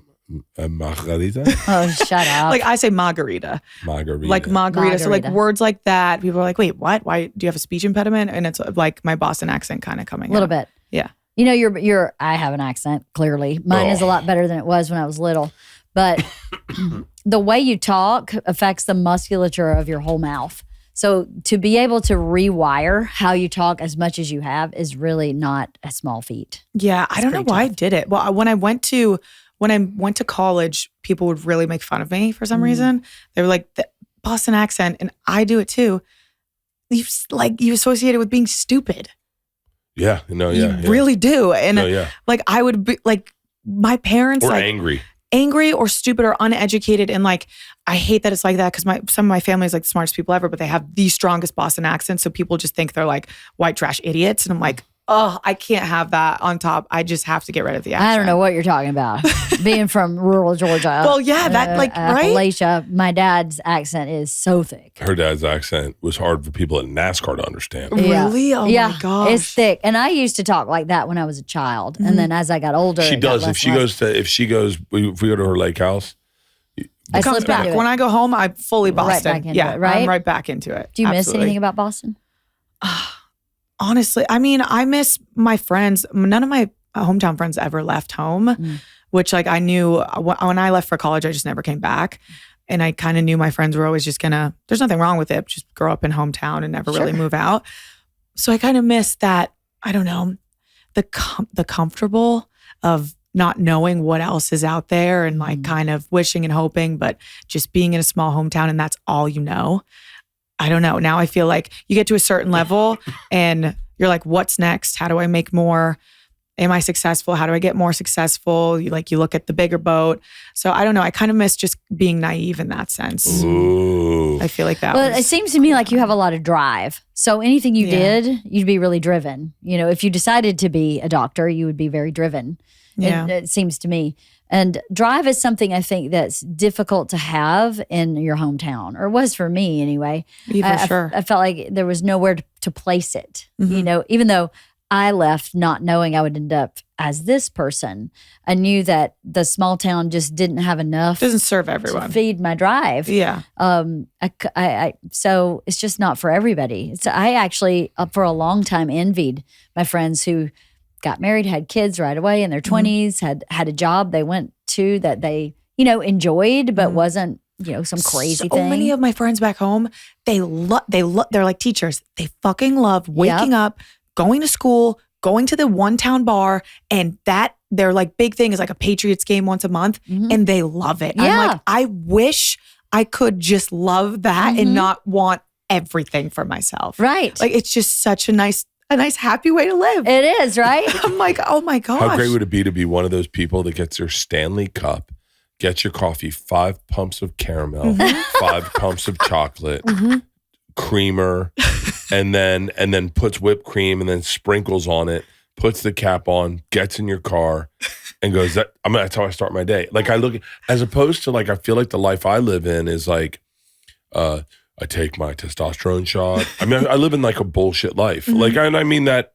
critical of my own self, but like I take my DHEA, I take my NAD+, I take my blood pressure, my cholesterol, I take all that medicines, I take my Manjaro. Like I live in like a little bit of a bullshit Hollywood world where your whole year's planned out by the fucking day. Like if you look at my calendar, it'll give you an anxiety attack. Yeah, same. And I have my friends live in Tampa, and here's the trade out. Is I'm looking, and I hope if they hear this, they understand that I'm not slighting them, I'm slighting myself. Same with what I was saying about my hometown friends. Yeah, I look at them, and the dudes I went to high school with are still hanging out. We went to college together. We went to one of the 2 colleges, Florida State. They all live in Tampa together. They're in a chat thread, and they're just as funny as they were then. But at times I look and I think to myself, and I understand there's a slight coming on me on this, but I go, so you're still hanging out with ... Like you're still hanging out with him. Like you never got deeper or like more curious about other people than him, who we met at 14 years old. You still are with him. He's your ride or die. Meaning there's something really beautiful about that. There's something beautiful and kind of odd about it where I go, didn't you wonder what other dudes are like or other groups of like, or don't you ever have someone like, I mean, some of them ask me, they go, so you're friends with ... And I go, yeah. And they're like, what's that like? And I go, I don't know. What's it like to still hang out with, just edit the name out, or but then I look at it and I go, how cool is it to not have any pretense about anything, but to go, oh, this is my guy. We've had a life together. We've had a life together. Yeah. I have comfort in that. I know he's showing up to the Florida State game with me. I know we got a Bucks game, and I know that I'm invited to his tailgate, and I can say fucked up shit, and I can get drunk, and I can throw up, and I can lose a kid. And no one's going to judge me because he's my ride or die. Yeah, because we do life together. We do doing life together. That's the blue collar mentality, is that it's family is more important than ambition. And white collar is ambition is at least not maybe not as important or more important, but as important as family. One of my buddies in Tampa said, "So you really mentality. are friends with Tom Segura?" And I went, "Yeah." And he's like, like this isn't like a big, because you guys, I know you have a podcast, Yeah. and you guys own a vodka together, but you guys are actually friends. Yeah. I go, "Yeah," and they go, "So like, you've been on vacation with him?" And I went, "Yeah." And they're like, "And you know his family?" And I'm like, "Yeah, but I think they think that Hollywood is this different thing." But it's just this, people don't understand that like people like us or the crazy people that we meet, it's just those people from the hometowns removed into a bigger cesspool of the same people doing cool, quote unquote, cooler shit. Yeah. And everyone's looking for a new friend or another connection. It's just on a different scale. It's nothing that crazy about what we do, like, or who we are. I don't know. People kind of look at us like the hometown friends and they're like, I can't believe it. I can't believe that you know this person or you do that. And it's like, we're just doing things at a bigger scale with like more money behind it. It's not that fucking different. And well, there is the weird thing that is different is like, I don't know the right way to say this, but like, Patrice, a long time. Do you know who Patrice O'Neal is? I don't know. No. There's no reason why she would know who Patrice is. Patrice has been gone for a long time. Is this a rock star? No, he's a comedian. He's a comedian.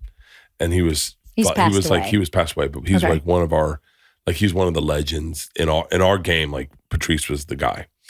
One time I said, I'm so glad we're friends. And he goes, "Bitch, we're not friends. We just work together." And I realized, I took it poorly at the time. I was young. I was 26. And then we became friends over time. We did become friends. And he was like, that's what that's what a friend does. And it's so funny that so many times in our business, we will be passing friends with someone, like where you're friends with them.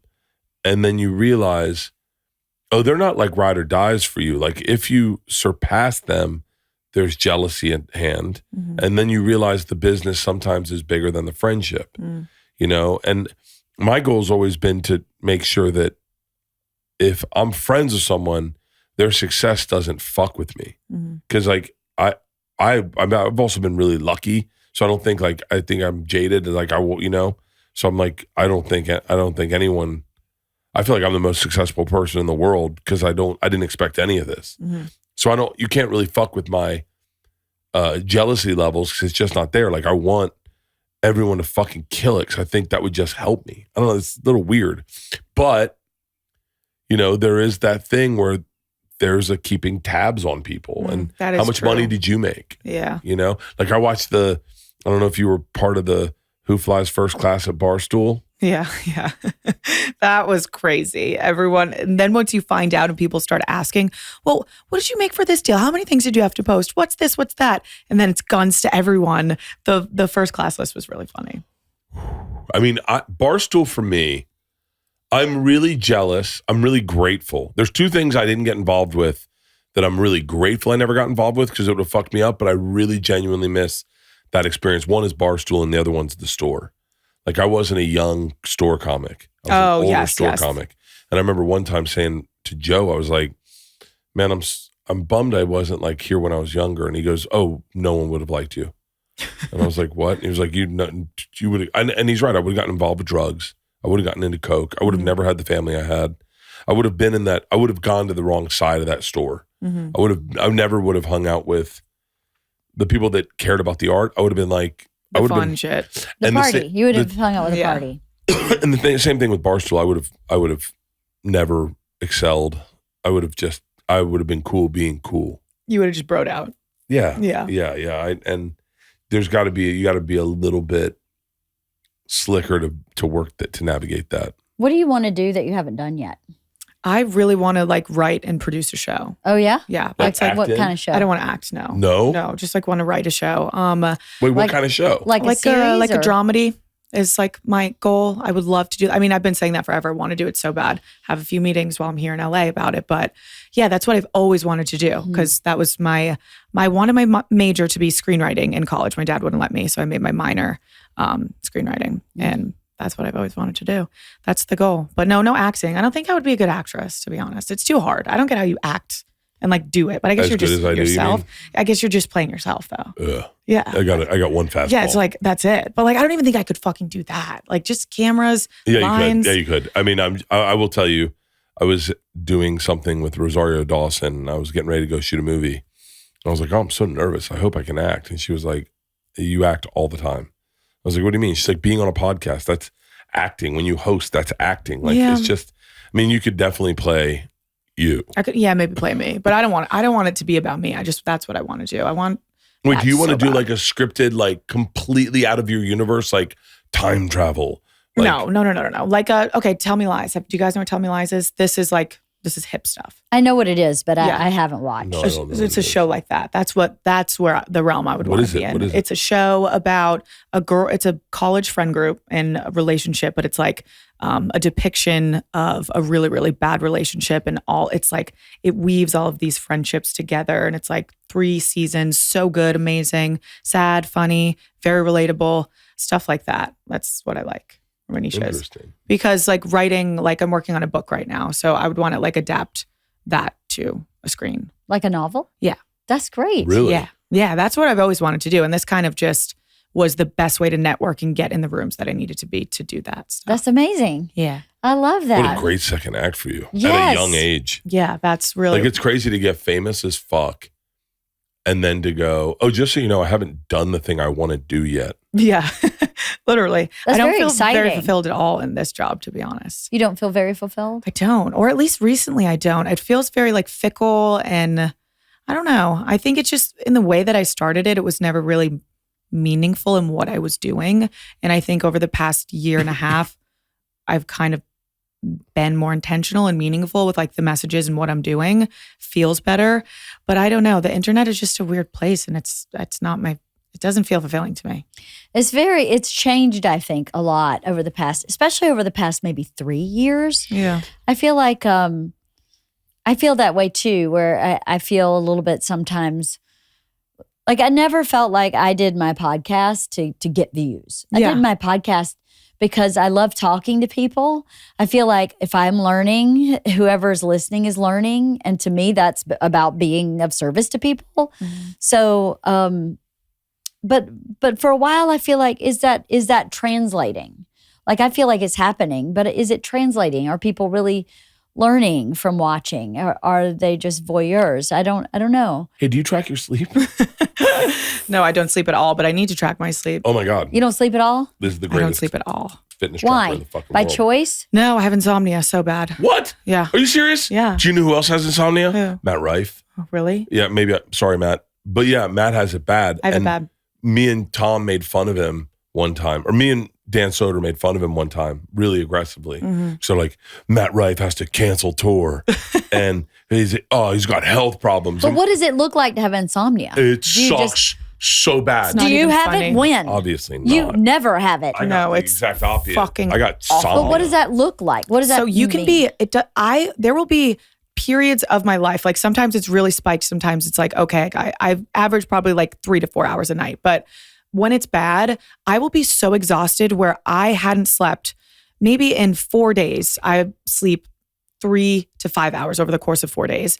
When you get to day 5, you are the most tired you have ever been. You lay there, you cannot sleep. There's no sleeping. You'll fall asleep maybe 10 minutes, wake up, roll, no REM, and then you just have to go do your life. But wait a minute. Why are you not addressing this with a doctor? Because I'll tell you, sleep deprivation over long periods of time I has know. very serious health I know. implications to it. I know. No, you read, okay. Like I'm going to die. Yeah. As a mother, you have to go get that checked. It may be your hormones. No, I know. I have gotten it checked before. And then they prescribe me like sleeping pills, but I have some weird thing with pills that I don't want to take them. No. They're so good. There's you can take different supplements and so you don't have to take medication. I don't. I've tried everything though. Are you thinking about Wait, stuff? have you checked out Tom Segura's new TV show, Bad Ideas? That will put me Bad right to sleep. Bad Thoughts? Oh, it put me to sleep. Oh, I was maybe I like- should try I that. was fucking, sorry, just had to.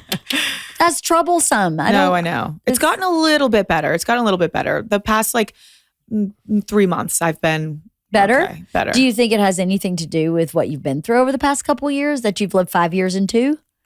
No, it's honestly always been horrible. My mom struggles with it too. Oh, yeah? Yeah, I think we just have it bad. But I don't know. It's kind of like I do my best. If I get a lot of sleep, I like don't function correctly, which is really weird. Well, some people are wired. Do you take Adderall? No, When was the last time you took Adderall? Today. But I am prescribed Adderall. I have ADHD, but like. By the way, that's our clip.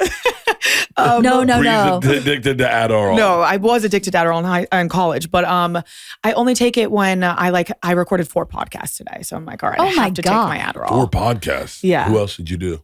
We did 2. I had one with like my best friends on, which is always the best ones when it's like no guest that they care about. It's like the funniest. And then I had this girl, Kelsey Anderson. Do you guys know who that is? Oh, the basketball player? No. And then Bachelorette, and then Becca Moore. Which is another, Becca, yeah, you know Becca, the tennis player. Does she play tennis? No, she's an influencer. Oh, yeah. I wonder if she could influence me. I feel like you resonate with the younger girls. I'm very young. Because you're very dead. I'm very young. Yeah, you're young Max. I'm very a young Max. You're so maxed out. I'm a young Mog her Just all the maxed time. out. You're just maxed out. I'm maxed out on you. I'm just kidding. I'll frog you. Not frog you. Mog you. Mog you. You'll Looks frog Max. me? That's something entirely different. I am fascinated by I'm not fascinated by the music you guys are into. Like I feel like you guys like too cool of people. I feel like I like my musicians to be dorks. I like my musicians to be troubled and broken. That's interesting. Like Lana Del Rey? Oh, No, she's way too cool. Yeah, but she like is troubled and broken through her songs. Yeah, but she's absolutely beautiful, isn't she? Yeah, she's beautiful. Yeah, and I don't think she's had a struggle being Lana Del Rey. Yeah. Oh, like, do you know who Conor Oberst is? Mm-mm. But I don't know if I'm not really that big into music, you know? For real? Yeah, no. Like, what do you like?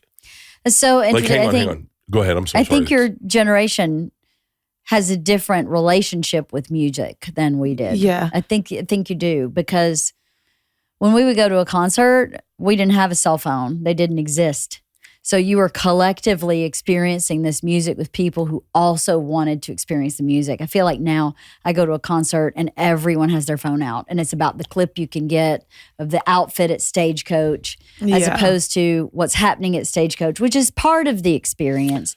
But I feel like it makes a different community or lack thereof. That's a brilliant fucking statement. When you look at the festivals these days, like I saw a festival the other day, they're like Wu-Tang Clan, Red Clay Strays, and it was just names that were popular and famous. No vibe. Yeah, it's not a curated.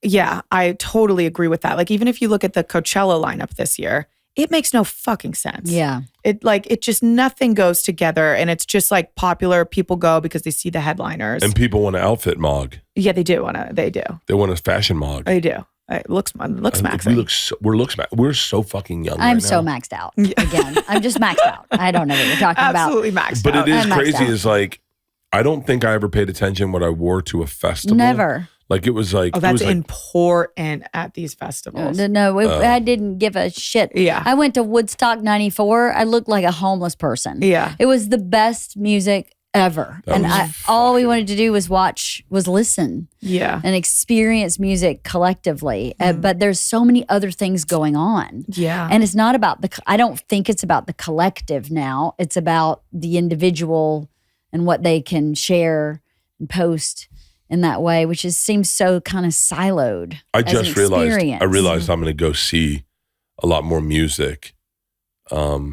But this guy Conor Oberst is one. I do love music. I meant in the sense of I'm not like I hate when people my age, maybe it just pisses me off because I don't know anything about it, but they're like, they do that where they're my age and they bring up all these old musicians and they're like, you don't know them, you don't music, you're not cool. Joni Mitchell, blah. Yeah, I'm like, yeah, of course there's like people here and there that are really great, but like I like music in the time that I'm in. Yeah, of course. I really appreciate music of this generation. Of course. That is not wrong. No. You want your heroes to be your age. That's right. That's why people like LeBron more than they do Jordan or that's Sidney true. Crosby versus Wayne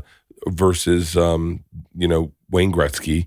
You want your politicians, you want all the things to be yours, and it's okay for that to happen. Listen, Pearl Jam is mine. You can pretend you like Pearl Jam, but I got them. I got to discover them for me. Like I got to put them in my dorm room and listen to it and go, the fuck is this? And that richness you feel when you discover a band and you get the first song, that richness, chills, yeah. It gives you chills. That's my Fred again. So I went to 3 of his shows back to back to back the other week in Brooklyn, cried at every single night. So he's like this amazing musician that he doesn't let phones, no cameras, anything. His name's Fred again? Yeah. And he's a producer. It's going to sound like he's not like good, but he's fucking awesome. And he doesn't allow you to record anything. There's no cameras. You just go and you feel it. He plays for 6 hours straight. Amazing. And I did 3 nights in a row. What? It was, 3 weeks in a row, the best fucking time of my life. That's awesome. Like that's like my generation's like DJs or producers and stuff like boiler. Do you guys know what boiler room sets are? No. So it's like when they're like the biggest thing. It's a DJ in the middle of like an entire room where they're surrounded front to back and they play in the middle for like 8 hours and they like mix music. It seems like it would be fun. LeeAnn just not discovered, but got to see Diplo live. Yeah. He was And awesome. was fucking insane. It was so It's fun. It's so fun. Couldn't stop dancing. Yeah, I can't stop dancing. Can't It's fun. stop And I dancing. didn't even do drugs and I was like, this is awesome. I was talking to somebody the other day about, when you were in high school and you gave a boy your phone number. Mhm. The boy was, I don't even remember who I was talking about, a man that was talking. He was like, I get that phone number and I go, oh my God, what if her dad answers the phone? I can't even call her because the dad's going to answer the phone. Then I have to say, hello, Mr. Kreischer, can I speak to Cotty, please? And then what if she doesn't want to talk to me? And then the dad's going to say, no, she's not home. And this whole mind fuck that happened before you even dialed the phone. Mm-hmm. And then the reverse, the girl's like, I gave him my phone number. Is he going to call? Yeah. The phone's ringing. Who is that? Is that for me? Like every, Ooh, and you there have was no there's no Hi, hello, instant. Mr. Stevens. Is Jennifer there? It's 8:30 at night. It's a little late for this, don't you think? Yes, sir. Hang up. And you're like, Click. I won't be Over. calling that Never fucking again. house ever again. But there's Shut part down of that before it that's started. very exciting. There's part of that that's mystery and exciting. And will it work? Will it not work? And As opposed to just going, yeah, this Or is so- Instagram, go and through. you're anonymous. or whatever one you're on where it's breaks all my famous heart. people. Raya. Yeah. Raya, and then you're like, oh shit, Nikki Glazer's single again? Yeah. You're like, whoa, get the fuck out. Like, how many, that is insane to me. I never would have found LeeAnn only because I would have always been like, what's the next thing? I would have just been That's swiping. what New York is, dating like it. Is it? Yeah, it's bizarre. There's so many hot, successful people in every room. And guys are very much like what you just described, where it's like, there's so much out there where they don't think that one is good enough. Oh, I Yeah. don't like And now- that. Yeah. It's so fucking crazy, especially with social. They're just one scroll away to your new girlfriend, they think. It's bizarre. There's no work. They don't have to put any work in. No, all you have to do is like a picture and then it's insane. How do If people fall you in ever love? pass LeeAnn, I'd never go on Raya. Wait, what? I would never go on Raya. If I ever passed away? Yeah. Oh. You can't, no. No, I would. What would happen if I passed away? Do you let's think, not do that. do you think you would date somebody else? No. Oh, you are so No, full I would of shit. have lots of sex. Oh, I would date really? anyone. I would out of respect for you. uh-huh. Oh. If she died this year. Oh, I hold on. If she died this year, I'd be like, this is fucked up. The dogs have died. That's a bad year. Yeah. I feel think like- you would remarry. No, I would never remarry. I think you would. No. I think you I was would. just in the ocean know- the other day talking to these young ladies. They were jocking me. And shout out to 4 Cuban chicks. They're like, I think you know my mom. And I was like, cool.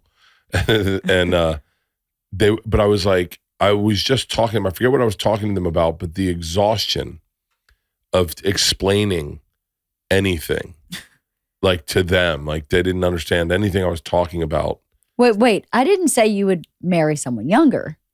I just said I thought you would remarry. Yeah. I'm not going to remarry into fucking 55 again. What No, the I fuck? think you would because you are a So hopeless. that's like adopting a 3-year-old dog. Yeah, right? Shut up. It's like a We hopeless just adopted romantic. a 3-year-old dog, and LeeAnn's like, I don't want this dog. No, it wasn't I'm not because she gonna was fucking- 3. It was because she struggled. Yeah. She had a hard time. No, I don't think. I'd probably try to destroy Christine and Trevor's relationship, and marry Christine, or Stacey and Baker, and then marry Stacey. I would marry something close to me. Like I wouldn't marry something new. Something glows. Anything, that's literally whatever's right next to me. I'll just see if go I can get Halston back. Someone that you can just shortcut that you don't need to explain. I'd marry Peter. Yeah. You'd marry Peter? I would go, Peter, I think we're both gay. I don't know that would be fulfilling for Peter. Or Christine or Stacy, by the way. Widows, though. You'd clean up on widows? Oh. I'd get on Sia. Widowmaker.com. Widowmaker.com. I'd find the just for I'd go to Fantasy Florida. What's it called? The old age home. Oh yeah. Where they're all crazy and partying and having like STDs everywhere. Yeah. Drugs. Bananas. I've already looked at the houses there. Shut up. Paradise. I have it's called Paradise. It is called Paradise. Hold on. I have looked at the houses there. Have you? Why?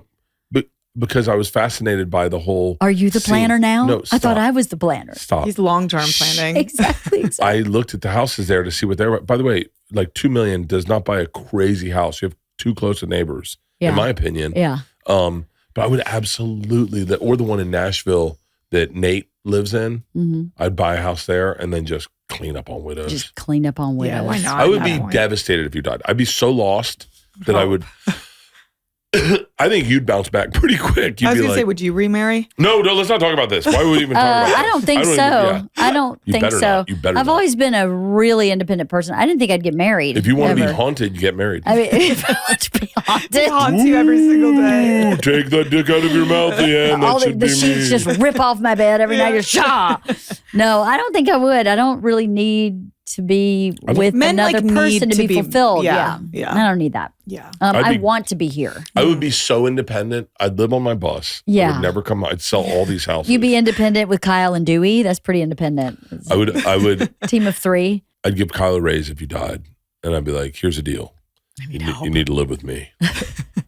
You're my host. I need a full-time caretaker. Yeah, right? I need to plan everything. I could give Pete. Do you ever meet my old assistant, Pete? I don't think so. Good-looking guy, kind of looks like Jesus. I would remember them. No. Oh, I love that he's like.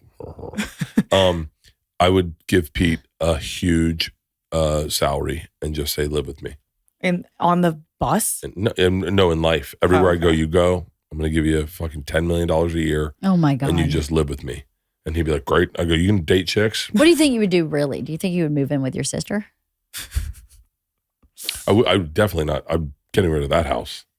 Yeah. Just move into this I have house. no interest in that. Yeah, I'd probably move into Ruth's house. The back house here. I'd move into there. Why do you have no interest in that? Because no one's there. Fucking.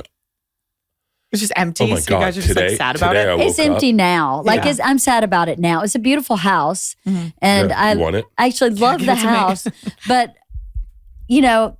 this sounds really morbid, but our dog died very suddenly, and that was our last family pet. Oh, yeah. Right? So we're empty nesters, and now all of our family pets. So like every bit of that life I was talking about, it all lived and died there. Like it's just gone. It's all gone. So I woke up this morning and LeeAnn went to work out, and I got up, and it was crazy to have no life in that house. Yeah, it's weird. It's to not go like, and I went out. I'm oversharing, but like it was beautiful out. So I was naked. So I sat on the couch outside with my journal. I had coffee, journaled, and then got sun naked. And I thought to myself, I've never done this because I'd have a dog all over my dick. Yeah. I'd have, because we had bull mastiffs. I actually said to myself today, I was like, if we had to get rid of that house, I'd be cool with it and start over entirely. Because the house used to be so full of life, and it's so quiet right now. Yeah, it's really that is sad. Yeah, it's really sad. Yeah. And that's the beautiful thing about being 26 is all this shit's ahead of you. It is, and you got nothing but fun times. And ours is we already have one foot in the grave. Oh, shut up! No, not at all. Do you want to have kids? Do you think? Yes, I want so many kids. You do? I do, but I don't know if I want a husband. I just like you don't need kids. one. I know, but I do want kids. They have surrogates now. I know they do. I think I'll end up getting married, but I do want a lot of kids. Sweetie, you were a catch. Thank you. You were totally going to get married. Thank you. I know. If I want to, that's the thing. Yeah. If I wanted a boyfriend, I'd have one. To. I just don't want one. Yeah. There'll come a time. I didn't want one either for a long time. Yeah. And then I was like, you know what? It would be nice. In my opinion, you should marry your best friend. Agree. Totally Should be your best friend. Bert's my best friend. And my best friend is also one of his best friends. We have this great group. Sandy. Yeah, I know. Did you catch that as weird as I caught it? What? She goes, Bert married his best friend, and my best friend is Bert's best friend. No, we're all like, we've created this collective of friends. And then I was like, okay, Sandy. Her best friend, her best friend's my best friend, and I'm her best. Wait, you know what I mean? And then Tom also likes you. You guys are all best friends, though. I guess you have like a little community, and you all do shit together. It's like your hometown friends but it's with you guys now. But we created our own little hometown friends. But yeah, you should marry your best friend. You should marry the person that you would like to do everything with. Because you're going to do everything with them. And you sex better is just, fucking, hey, listen to this right now. If you're in the car and you have headsets on and you're looking at your wife, you better fucking like her because it's you and her, motherfucker. Monday night, you're going to have to figure out, what are we doing for dinner? It's so fucking crazy. Yeah, and girls, like, you better think to yourself, would I rather be in this car alone, or would I rather this guy next to me, and is he fucking up the music? Because it's going to be forever. It's so fucking real. Although I have to say, there is compromise in marriage, and sometimes you do have to listen to the Grateful Dead when you don't want to. That's fair. Sometimes you have to. That's fair. That is marriage. That's marriage. Yeah. So it can't be all about what you want or all about what he wants. There's got to be a little bit of both. Can I tell you what I want? You went to see Sturgill with me. I went to see Grateful Dead with you. I like Sturgill. There you go. I like Grateful Dead. But sometimes I don't want to hear it for the 18th time in a row. I think if you play Sturgill all the time. I know both of these names, which is good. Very good. There we go. Along, yeah. Very good. I was thinking about what we're doing tonight, and I was like, because I can't drink, and I was like, wait, why can't you drink? I hit a homeless guy in my car. No, he's on blood thinners. I was like, what? Oh, it's you're like on blood old people thinners. stuff. Okay. Yeah, he's old people stuff. I got a blood clot in my leg from flying. Okay. And so I'm on blood thinners, so I can't drink for, they say 6 months. I'm getting a second opinion. That's a long time. Yeah, it's a long time. Shit. Holy shit. Yeah. Yeah. You? You're telling me. He's on like day 40. And I just got happy. Oh my gosh. I just got happy day 43. Well, hey, maybe this is good. Maybe we won't even miss it. Usually I'm happy within day 10. I'm day 10, I'm like ecstatic. I love this. But I realized that's because it's ending at day 30. Yes, that's why. Yeah. And I know I'm about done. And I'm halfway there. And then I realized there's a lot of real honest self-examination that's gone on. Usually I'm like, I'm sorry, what was that term? Unself-examination? Unself-examination. Unself. There's been a lot of it. A lack of self-examination? In the past, I have not really examined my honesty. Unself-examination. Are you taking the examination and then undoing it? I don't understand. I'm going to kill her. A lack of, perhaps. Yeah. Do you know who I'm married to? The other day I'm in bed with her and I'm on my phone and she just slapped it out of my hand. I picked it up and she goes, "You're about to get that taken away from you." I go, "Who the fuck are you talking to? I'm a grown man." And were you scared?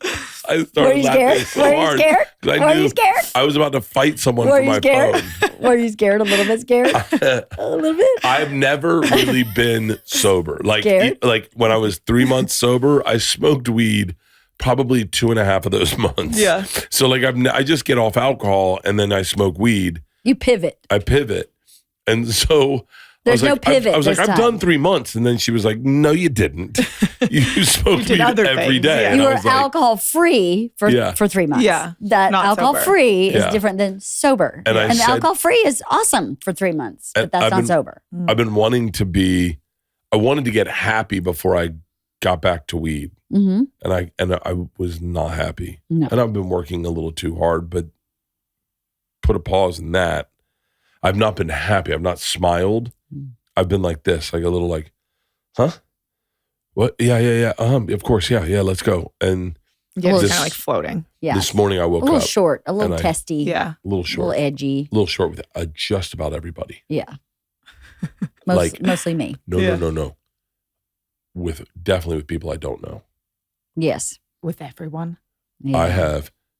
It's like I'm trying to get canceled. Really? Oh, I'm losing it. Well, now you're happy, thank God. No, yeah, but I mean, this waiter brought out, we ordered 3 steaks and clearly they overcooked 2 of them.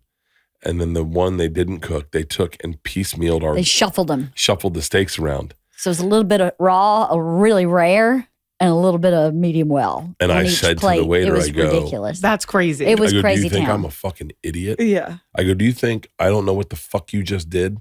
And I got so angry but I'm sober. So there's no defense. Yeah. At least if I'm drunk, everyone's like, Bert will quit drinking and be a better person. Yeah. This is me sober. I walked into a bar in Miami and they were like in a restaurant, sushi restaurant, and they're like, you're not going to be allowed in. You have flip-flops on. And I was like, not me. And they went, excuse me? I went, nope. And they went, what do you mean? I went, nope, I'm here. Get my table ready. And they were like, you need to take your hat off. And I go, I will not. And they went, what? And I went, go ahead, get a manager. Make someone take my hat off and change my shoes. And they were like, okay. Oh my gosh. And the manager came up and was like, so glad to have you, Mr. Kreischer. Your table's ready. And I went, great. Gosh. And I was like, what am I doing? The guy said to me, he's like, hey, you need to change your shoes. I said, wrong guy. And he was like, huh?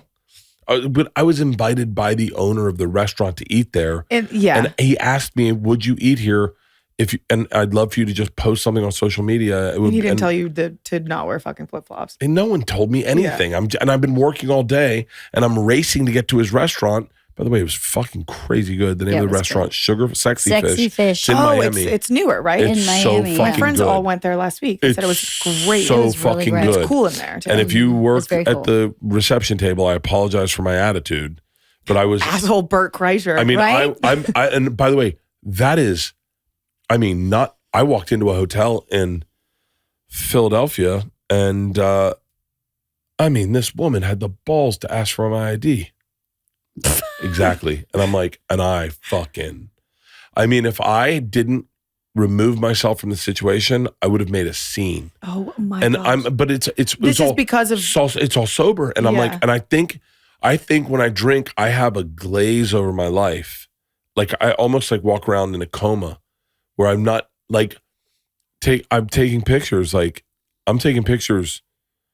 It is. I've never noticed how much I take pictures. I'm taking pictures almost all day long, almost anytime I'm in public. Mm-hmm. I mean, we got done an event, and I almost yelled at her dad, and he was just drunk and taking his time getting into the car. But I got cornered in the car with people that could get access to me, and I was like, and sober, I'm like, hey, guys, what the fuck are we doing here? Where the fuck's anyone taking care of? And just more like so hyper aware of everything going on. and drunk, I'm just like, yeah, let's do He's a pictures little for raw. 30 minutes. It's a little bit of a raw nerve, Yeah. I think. Yeah. Well, that's obviously alcohol obviously helps you numb that. Alcohol numbs it, and when you don't have any numbing, I just am like, I'm going. So then what's the end game? Do you go back into numbing, or do you That's a good try and question, regulate too. yourself, because this is reality? Yeah. Hello? I don't know. We're in the I middle don't know of a what you're doing. podcast. But you're the one that works here. Get in here. Is this a bad time? What the fuck are you talking about, I have Sandra? no idea what's By the way, you should be in happening. the other room. We came up with that idea of if you just want to go through this Gen Z wordless. Okay. AZ, What they who know? knows more? Okay. Oh yeah. Okay. By the way, that's a new podcast where Sandra interrupts. It's called "Is This a Bad Time?" Is this a bad time? And you interrupt within the first 2 minutes with some like crazy news event. Yeah, or when your guest is having like a really heart-to-heart moment. Is Is this this a bad time? Is this a bad time? Oh my gosh, these are good. Okay, so I'm gonna go through these words. This is like Gen Z terminology. We're gonna see who knows more. Okay, first word, chopped. Chopped? Chopped. And if you guys need me to use it in a sentence, I will, but let's try to get it without a sentence. You're so chopped. I think it means something like that. Like it's something really good. No, Something really good, you I think? think it's really bad. Do you? Oh yeah, like oh my god. He's so chopped. No, it's like Sandra's new haircut's chopped. But is that good or bad? It's not good. So you're Okay. saying good, you're saying bad. I'm I saying think it's bad. good. It's bad, it's ugly. Fuck Oh. yeah. It's like, like there's someone really ugly, they're chopped. Oh. Yeah, they're chopped. interesting. Yeah, like chopped or unk. Chuz. Oh, I chuzzed all over her stomach. Oh God, no. No, I no, should no. know this. Sandra already taught me this and it went right out of my Wait, brain. how do you not know what chuzz? What I don't know what chuzzed is. Chuzzed Chuzz? has got to be like you do something to someone. I think chuz is I'm sorry, fat. what was that hand motion you did? Well, chuzzed is chizzed, chazzed. You do something to I'm someone. pretty sure chuz is like fat, right? I don't know. Huz, do you guys know what huz is? Husband, boyfriend. What? Like- for real? It's like huz. I think huz means like girls, like the huz. Huz is girls. Hang on. No, I don't think so. Chuz because hold on. my niece, who's a senior in high school, is looking for her huzz. Looking for her huzz. Chuz and huzz. Wait, these are ones I don't even I should be playing this game too. Wait. Look up huzz. What does huzz No mean? cheating. No, I'm looking He's up looking huzz. up huzz. I don't even know what huzz means. Well, tell us what huzz means, Yeah, Sandra. what does huzz mean? It's kind of like a hoe. Oh. Yeah. Okay. And So Chuz Lou is looking for a hoe. Yeah. Okay, I thought she was looking Is for a Chuz boyfriend. fat? chopped huzz. Chopped huzz. It's like a combination of chopped and huzz. Oh, chopped Chuz? hose. Is chopped hose. Okay. Chuz is So ugly hoe. ugly hoe. Okay. Yeah.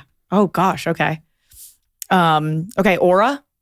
Oh, aura is like the energy around you. Yeah, totally. Yeah. But it's like, that he has good aura. He has I bad have aura. great fucking aura. Like It's like energy. yeah, people say It's aura good maxing a lot. oh, I aura max the fuck out of rooms. Yeah. When you walk in, it's like, Oh, I aura He has max. aura. I also draw focus, yeah, which is Aura maxing? that would be aura No. maxing. Yeah, totally. yeah, I aura max. Yeah. You guys know aura. Riz. Do we know Riz? Oh, it's like, are you cool? It's got the shit you got that people sense, and they're like, I want to be around him. He's got great riz. Use it in like a sentence. I met the Rizzler. His riz That's is not even chopped. straight. His riz is chopped? No. No, I chopped my riz for my chuz. my wife's got great. My wife's got great riz despite her age. Yeah, that's good. Yeah. It's like, Well, I don't know. it's just charisma shortened Riz. Oh, okay. Charisma. Yeah, Charisma. it's Riz. She's got Riz. Okay. What the hell does this mean? Tongue, Sahar? Oh, she's from Asia. She's probably trying to. It's in her foreign tongue. It's- Tung tung sahar? Tung tung sahar? I've never It's a heard little this. it's a little critter. It's a little creature. A little creature. Right? Is this a little creature? It's Italian brain rot character. Oh my gosh. what? See, What? you're deeper on an Italian brain rot character. I Chungus. Chungus. There's a chungus among us. Right? Wait, I think that's what my daughter's called me as a nickname. Chungus? No, Chung. Chung Yeah. tung? Maybe No, Chungus. wait. No, that was what Isla called Georgia. That Chungus Yeah. is like busted and fat. Busted and fat? Like- Chungus. What do you mean busted? Like you Like- drop a melon from the roof? No, like fat. Like, You're- I hate my Chungus life, like my fat life. Like I'm Chungus. And gross. Yeah, I've been- chungus means fat. Yeah, Yeah. there's chungus. I've been Chungus before, but now I'm Riz. You're so Aura, chuz. I'm Aura as fuck. You're so Aura's huzz. fucking. You're just a huzz. Do you guys know fries in the bag? No. No? Fries in the bag. Fries it's in like, the bag. hold on. What was the one I thought of yesterday? Fries God in the damn it. bag? Fries in the bag. Where it's like, I'd be like, if you were just talking so much and it made no sense, it's like fries in the bag. Why? Nothing. What does that mean? It's like just what you're saying is not worth it. You work at McDonald's, just put the fries in the bag and give up. it's like word Oh, I salad. love Yeah. that. Fries in the Yeah, bag. fries in the bag. God damn it. I Give me just my thought meal. of one the other day and I wrote it down. I didn't write it down. Did you and I was make like- one up or you? I made one up. I made up squirt. Like that squirts. Like if a sandwich is good, you're like, oh, that shit squirts. That's squirting. That squirts. Yeah. Because like squirting is like something that you don't even know if it's real, but then when you see it, you're like, oh, that shit squirts. Yeah, it's busting. That squirts. That squirts. Rage bait. Oh, That's when you pick at somebody to make them mad. Yeah. yeah. Yeah. Rage bait's good one. Situationship. Oh, that's when you're just fucking. Yes. It's Kind like, of yeah. hooking up, sort of. You're my You're not neighbor. really dating. I'm gonna knock on your door when I come home drunk. You're my study Yeah. partner. And like we'll we fuck do at the stuff library. together, but like we won't, but we date, but we're not actually boyfriend, girlfriend. Right. Yeah. Situationship. Gooning. Oh, Oh, shit. this I don't care about gooning. Goonies means something. That means something else to me. What? Goonies are like dorks and No, gooning. oh, gooning. Yeah. Goonies goon. Yeah, but- Gooning is, do we know what gooning means? I do. Circle jerking. No, What do you, Yeah, I know it's what it jerking means. Off. There was it's just jerking off, right? I went to the goon master. I went to his goon Who's the roll. goon master? I went to his goon roll. Who's the goon rules? Who is this? What? The goon master is the guy that went up to the drive-in movie to the coffee shop. Do you remember the guy, the gooner? No, who's the gooner? No idea. So He there was jerks off at the. so gooning is when you jerk off and you get to right to the edge of having an orgasm and then you stop and then you let that energy sit with you all day. I think it's called edging. That's edging. That's Yeah. edging. Wait, what's gooning? gooning? Is just jerking off. Yeah, gooning is just. At least that's what I think Yeah, it is. wait. So Gooning wait, is like gooning with the boys, like we're jerking off together. You are correct. Yes, correct. Yeah. wait. Gooning with the boys. Yeah, gooning with the like people will like comment that in comment sections. Oh, I'm just gooning with the boys. Awesome. It's so weird. That's It's so really weird. But We called that a circle jerk. a circle jerk, yeah. Yeah. But edging is call- that Yep. when you Almost come Edging. down. Hold on. What's gooning? it's just jerking off. I know, but the guy, The goon master. the goon master, The gooning, he was the guy that pulled up. Edging has multiple meanings, including a sexual practice of climbing technique. As a sexual practice, edging is a form of orgasm control that involves deliberately delaying orgasm. Wait, what's gooning? Yes, we are. I know. Hang on. jacking off. Gooning is internet slang for compulsive, prolonged masturbation involving edging to achieve an intense trance-like state, sometimes for hours. So that it's not just jerking off; it's jerking off and then stopping at the edge so that you're like this. So that you can keep doing You can keep doing it all day. That's what. And so the goon lord is it the goon lord? He goons all day long. No, he gooned up to a coffee drive-thru. You have to have seen this video. What? No, And I he don't was come In across the that. car? In the car, he was naked, and she was videotaping, and she was like, "Hey, I'm gonna fucking report you." And he went, "Nah," and he took off. And then that night, he killed himself, realizing that video was gonna go out. And then Oh a my bunch of God. gooners held like a vigil for him. Gooneral. A gooneral. Oh A my gooneral. gosh. Wow. So it's a community of like gooners. There's a lot of gooners out there. There's a lot of communities like furries. Matt and McCusker people and like- Shane Gillis were the ones that introduced me to gooning. I didn't know that it was I didn't know there was edging involved, and you do it until you're in a transient state. That's insane. Goon suicide. That seems like- Watch I'm not this. sure the slang applies to that exact thing. No, people. I don't know about that, but gooning. That Vigil seems held like for they the should be in goon lord trouble. who died after suicide. So, an Arizona man named Nautical Malone. Nautical Malone. It's not real. Is he a It's not SpongeBob real. character? Nautical Malone? That's like a rap generator name. Nautical Malone. I just got my new name for hotels. Nautical Malone.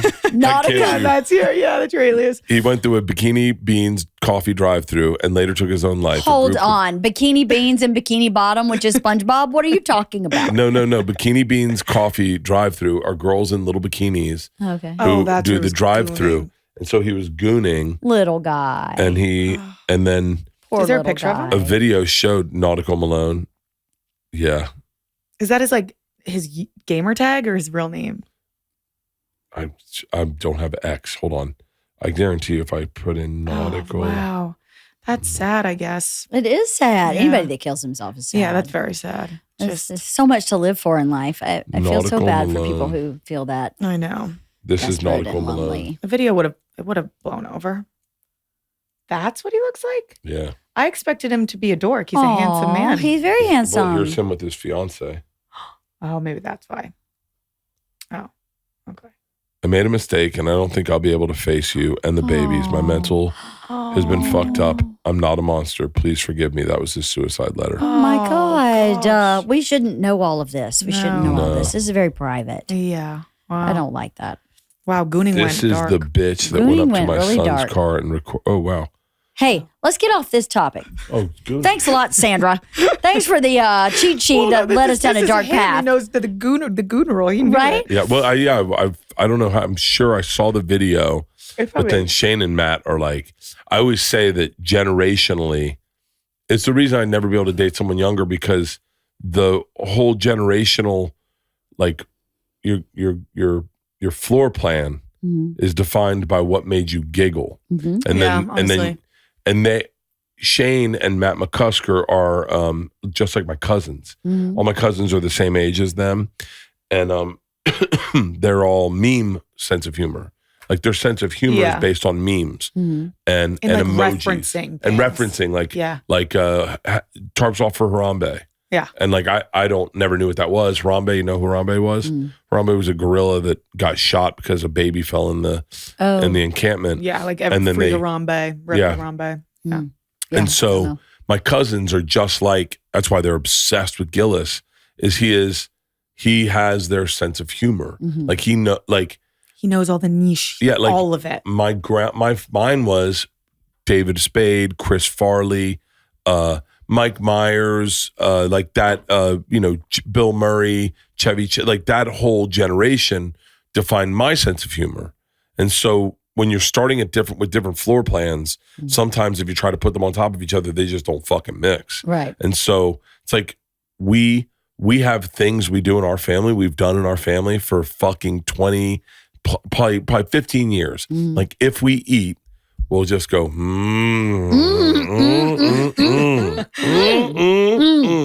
and it's from a movie called What About Bob, which you've never seen. No. Okay. And we just showed them the other day. And welcome to Kreischer Shea-worthy. Like there's lines that I sailed. Sailing. I sailed. Ahoy. Baby steps to the elevator. But like we quote movies the way you guys look at memes or internet culture is the way we quote movies. Yeah. Because we all went to the movie. I mean, our love language is honestly Dave Attell. Our love language, our dating is Dave Attell's jokes. Really? Yeah. Skanks for the memories. Yeah. Yeah. Boogly, watch out. I want it to sound like a boot stuck in mud, only wetter. Like, did everyone get it that's going to get it? Like, that comedy, like, when you quote a comic and they become your love language, that's the best compliment you could ever give a fucking comic. Oh, my gosh. Yeah, I could only imagine. For that sure. would be I wonder if people do that for you.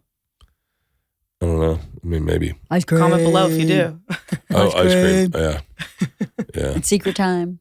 Sometimes. I think because I'm a storyteller, more people are like, "Yo, I have an Isla." Or they repeat your story. Oh yeah, probably like that. I have me and my wife are just like you two. Or like my youngest is a fucking lunatic. My oldest is like, oh, we just put, I think they more relate to this to the story, life experiences, Yeah. and the relationships, probably. Yeah. Probably. So what's your night look like tonight? Are you going to bed? Ask the same thing. What's your night look like tonight? We're going to record a YouTube video after this. We're doing. You guys know what a mukbang is? Yes. Oh my God, what are you mukbanging? Yes. I don't know. My producer's getting it now. I was going to be surprised when I get into the car. And we're going to go do a little mukbang video, answer some questions, and then we have meetings all day tomorrow. Amazing. Yeah, but I'm going to try to sleep tomorrow. Who's we? My team. How many people on your team? With me here is my producer and my social media person. So there's 3 of us.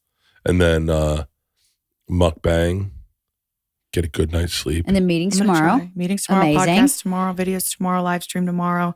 And yeah, because I only come to LA so very often. So I try to really pack it all in. Smart. Yeah. Which is like, because I don't really, I'm just an East Coast girl. But we got fucking 5 feet of snow. So I'm very happy to be here. Do you like LA?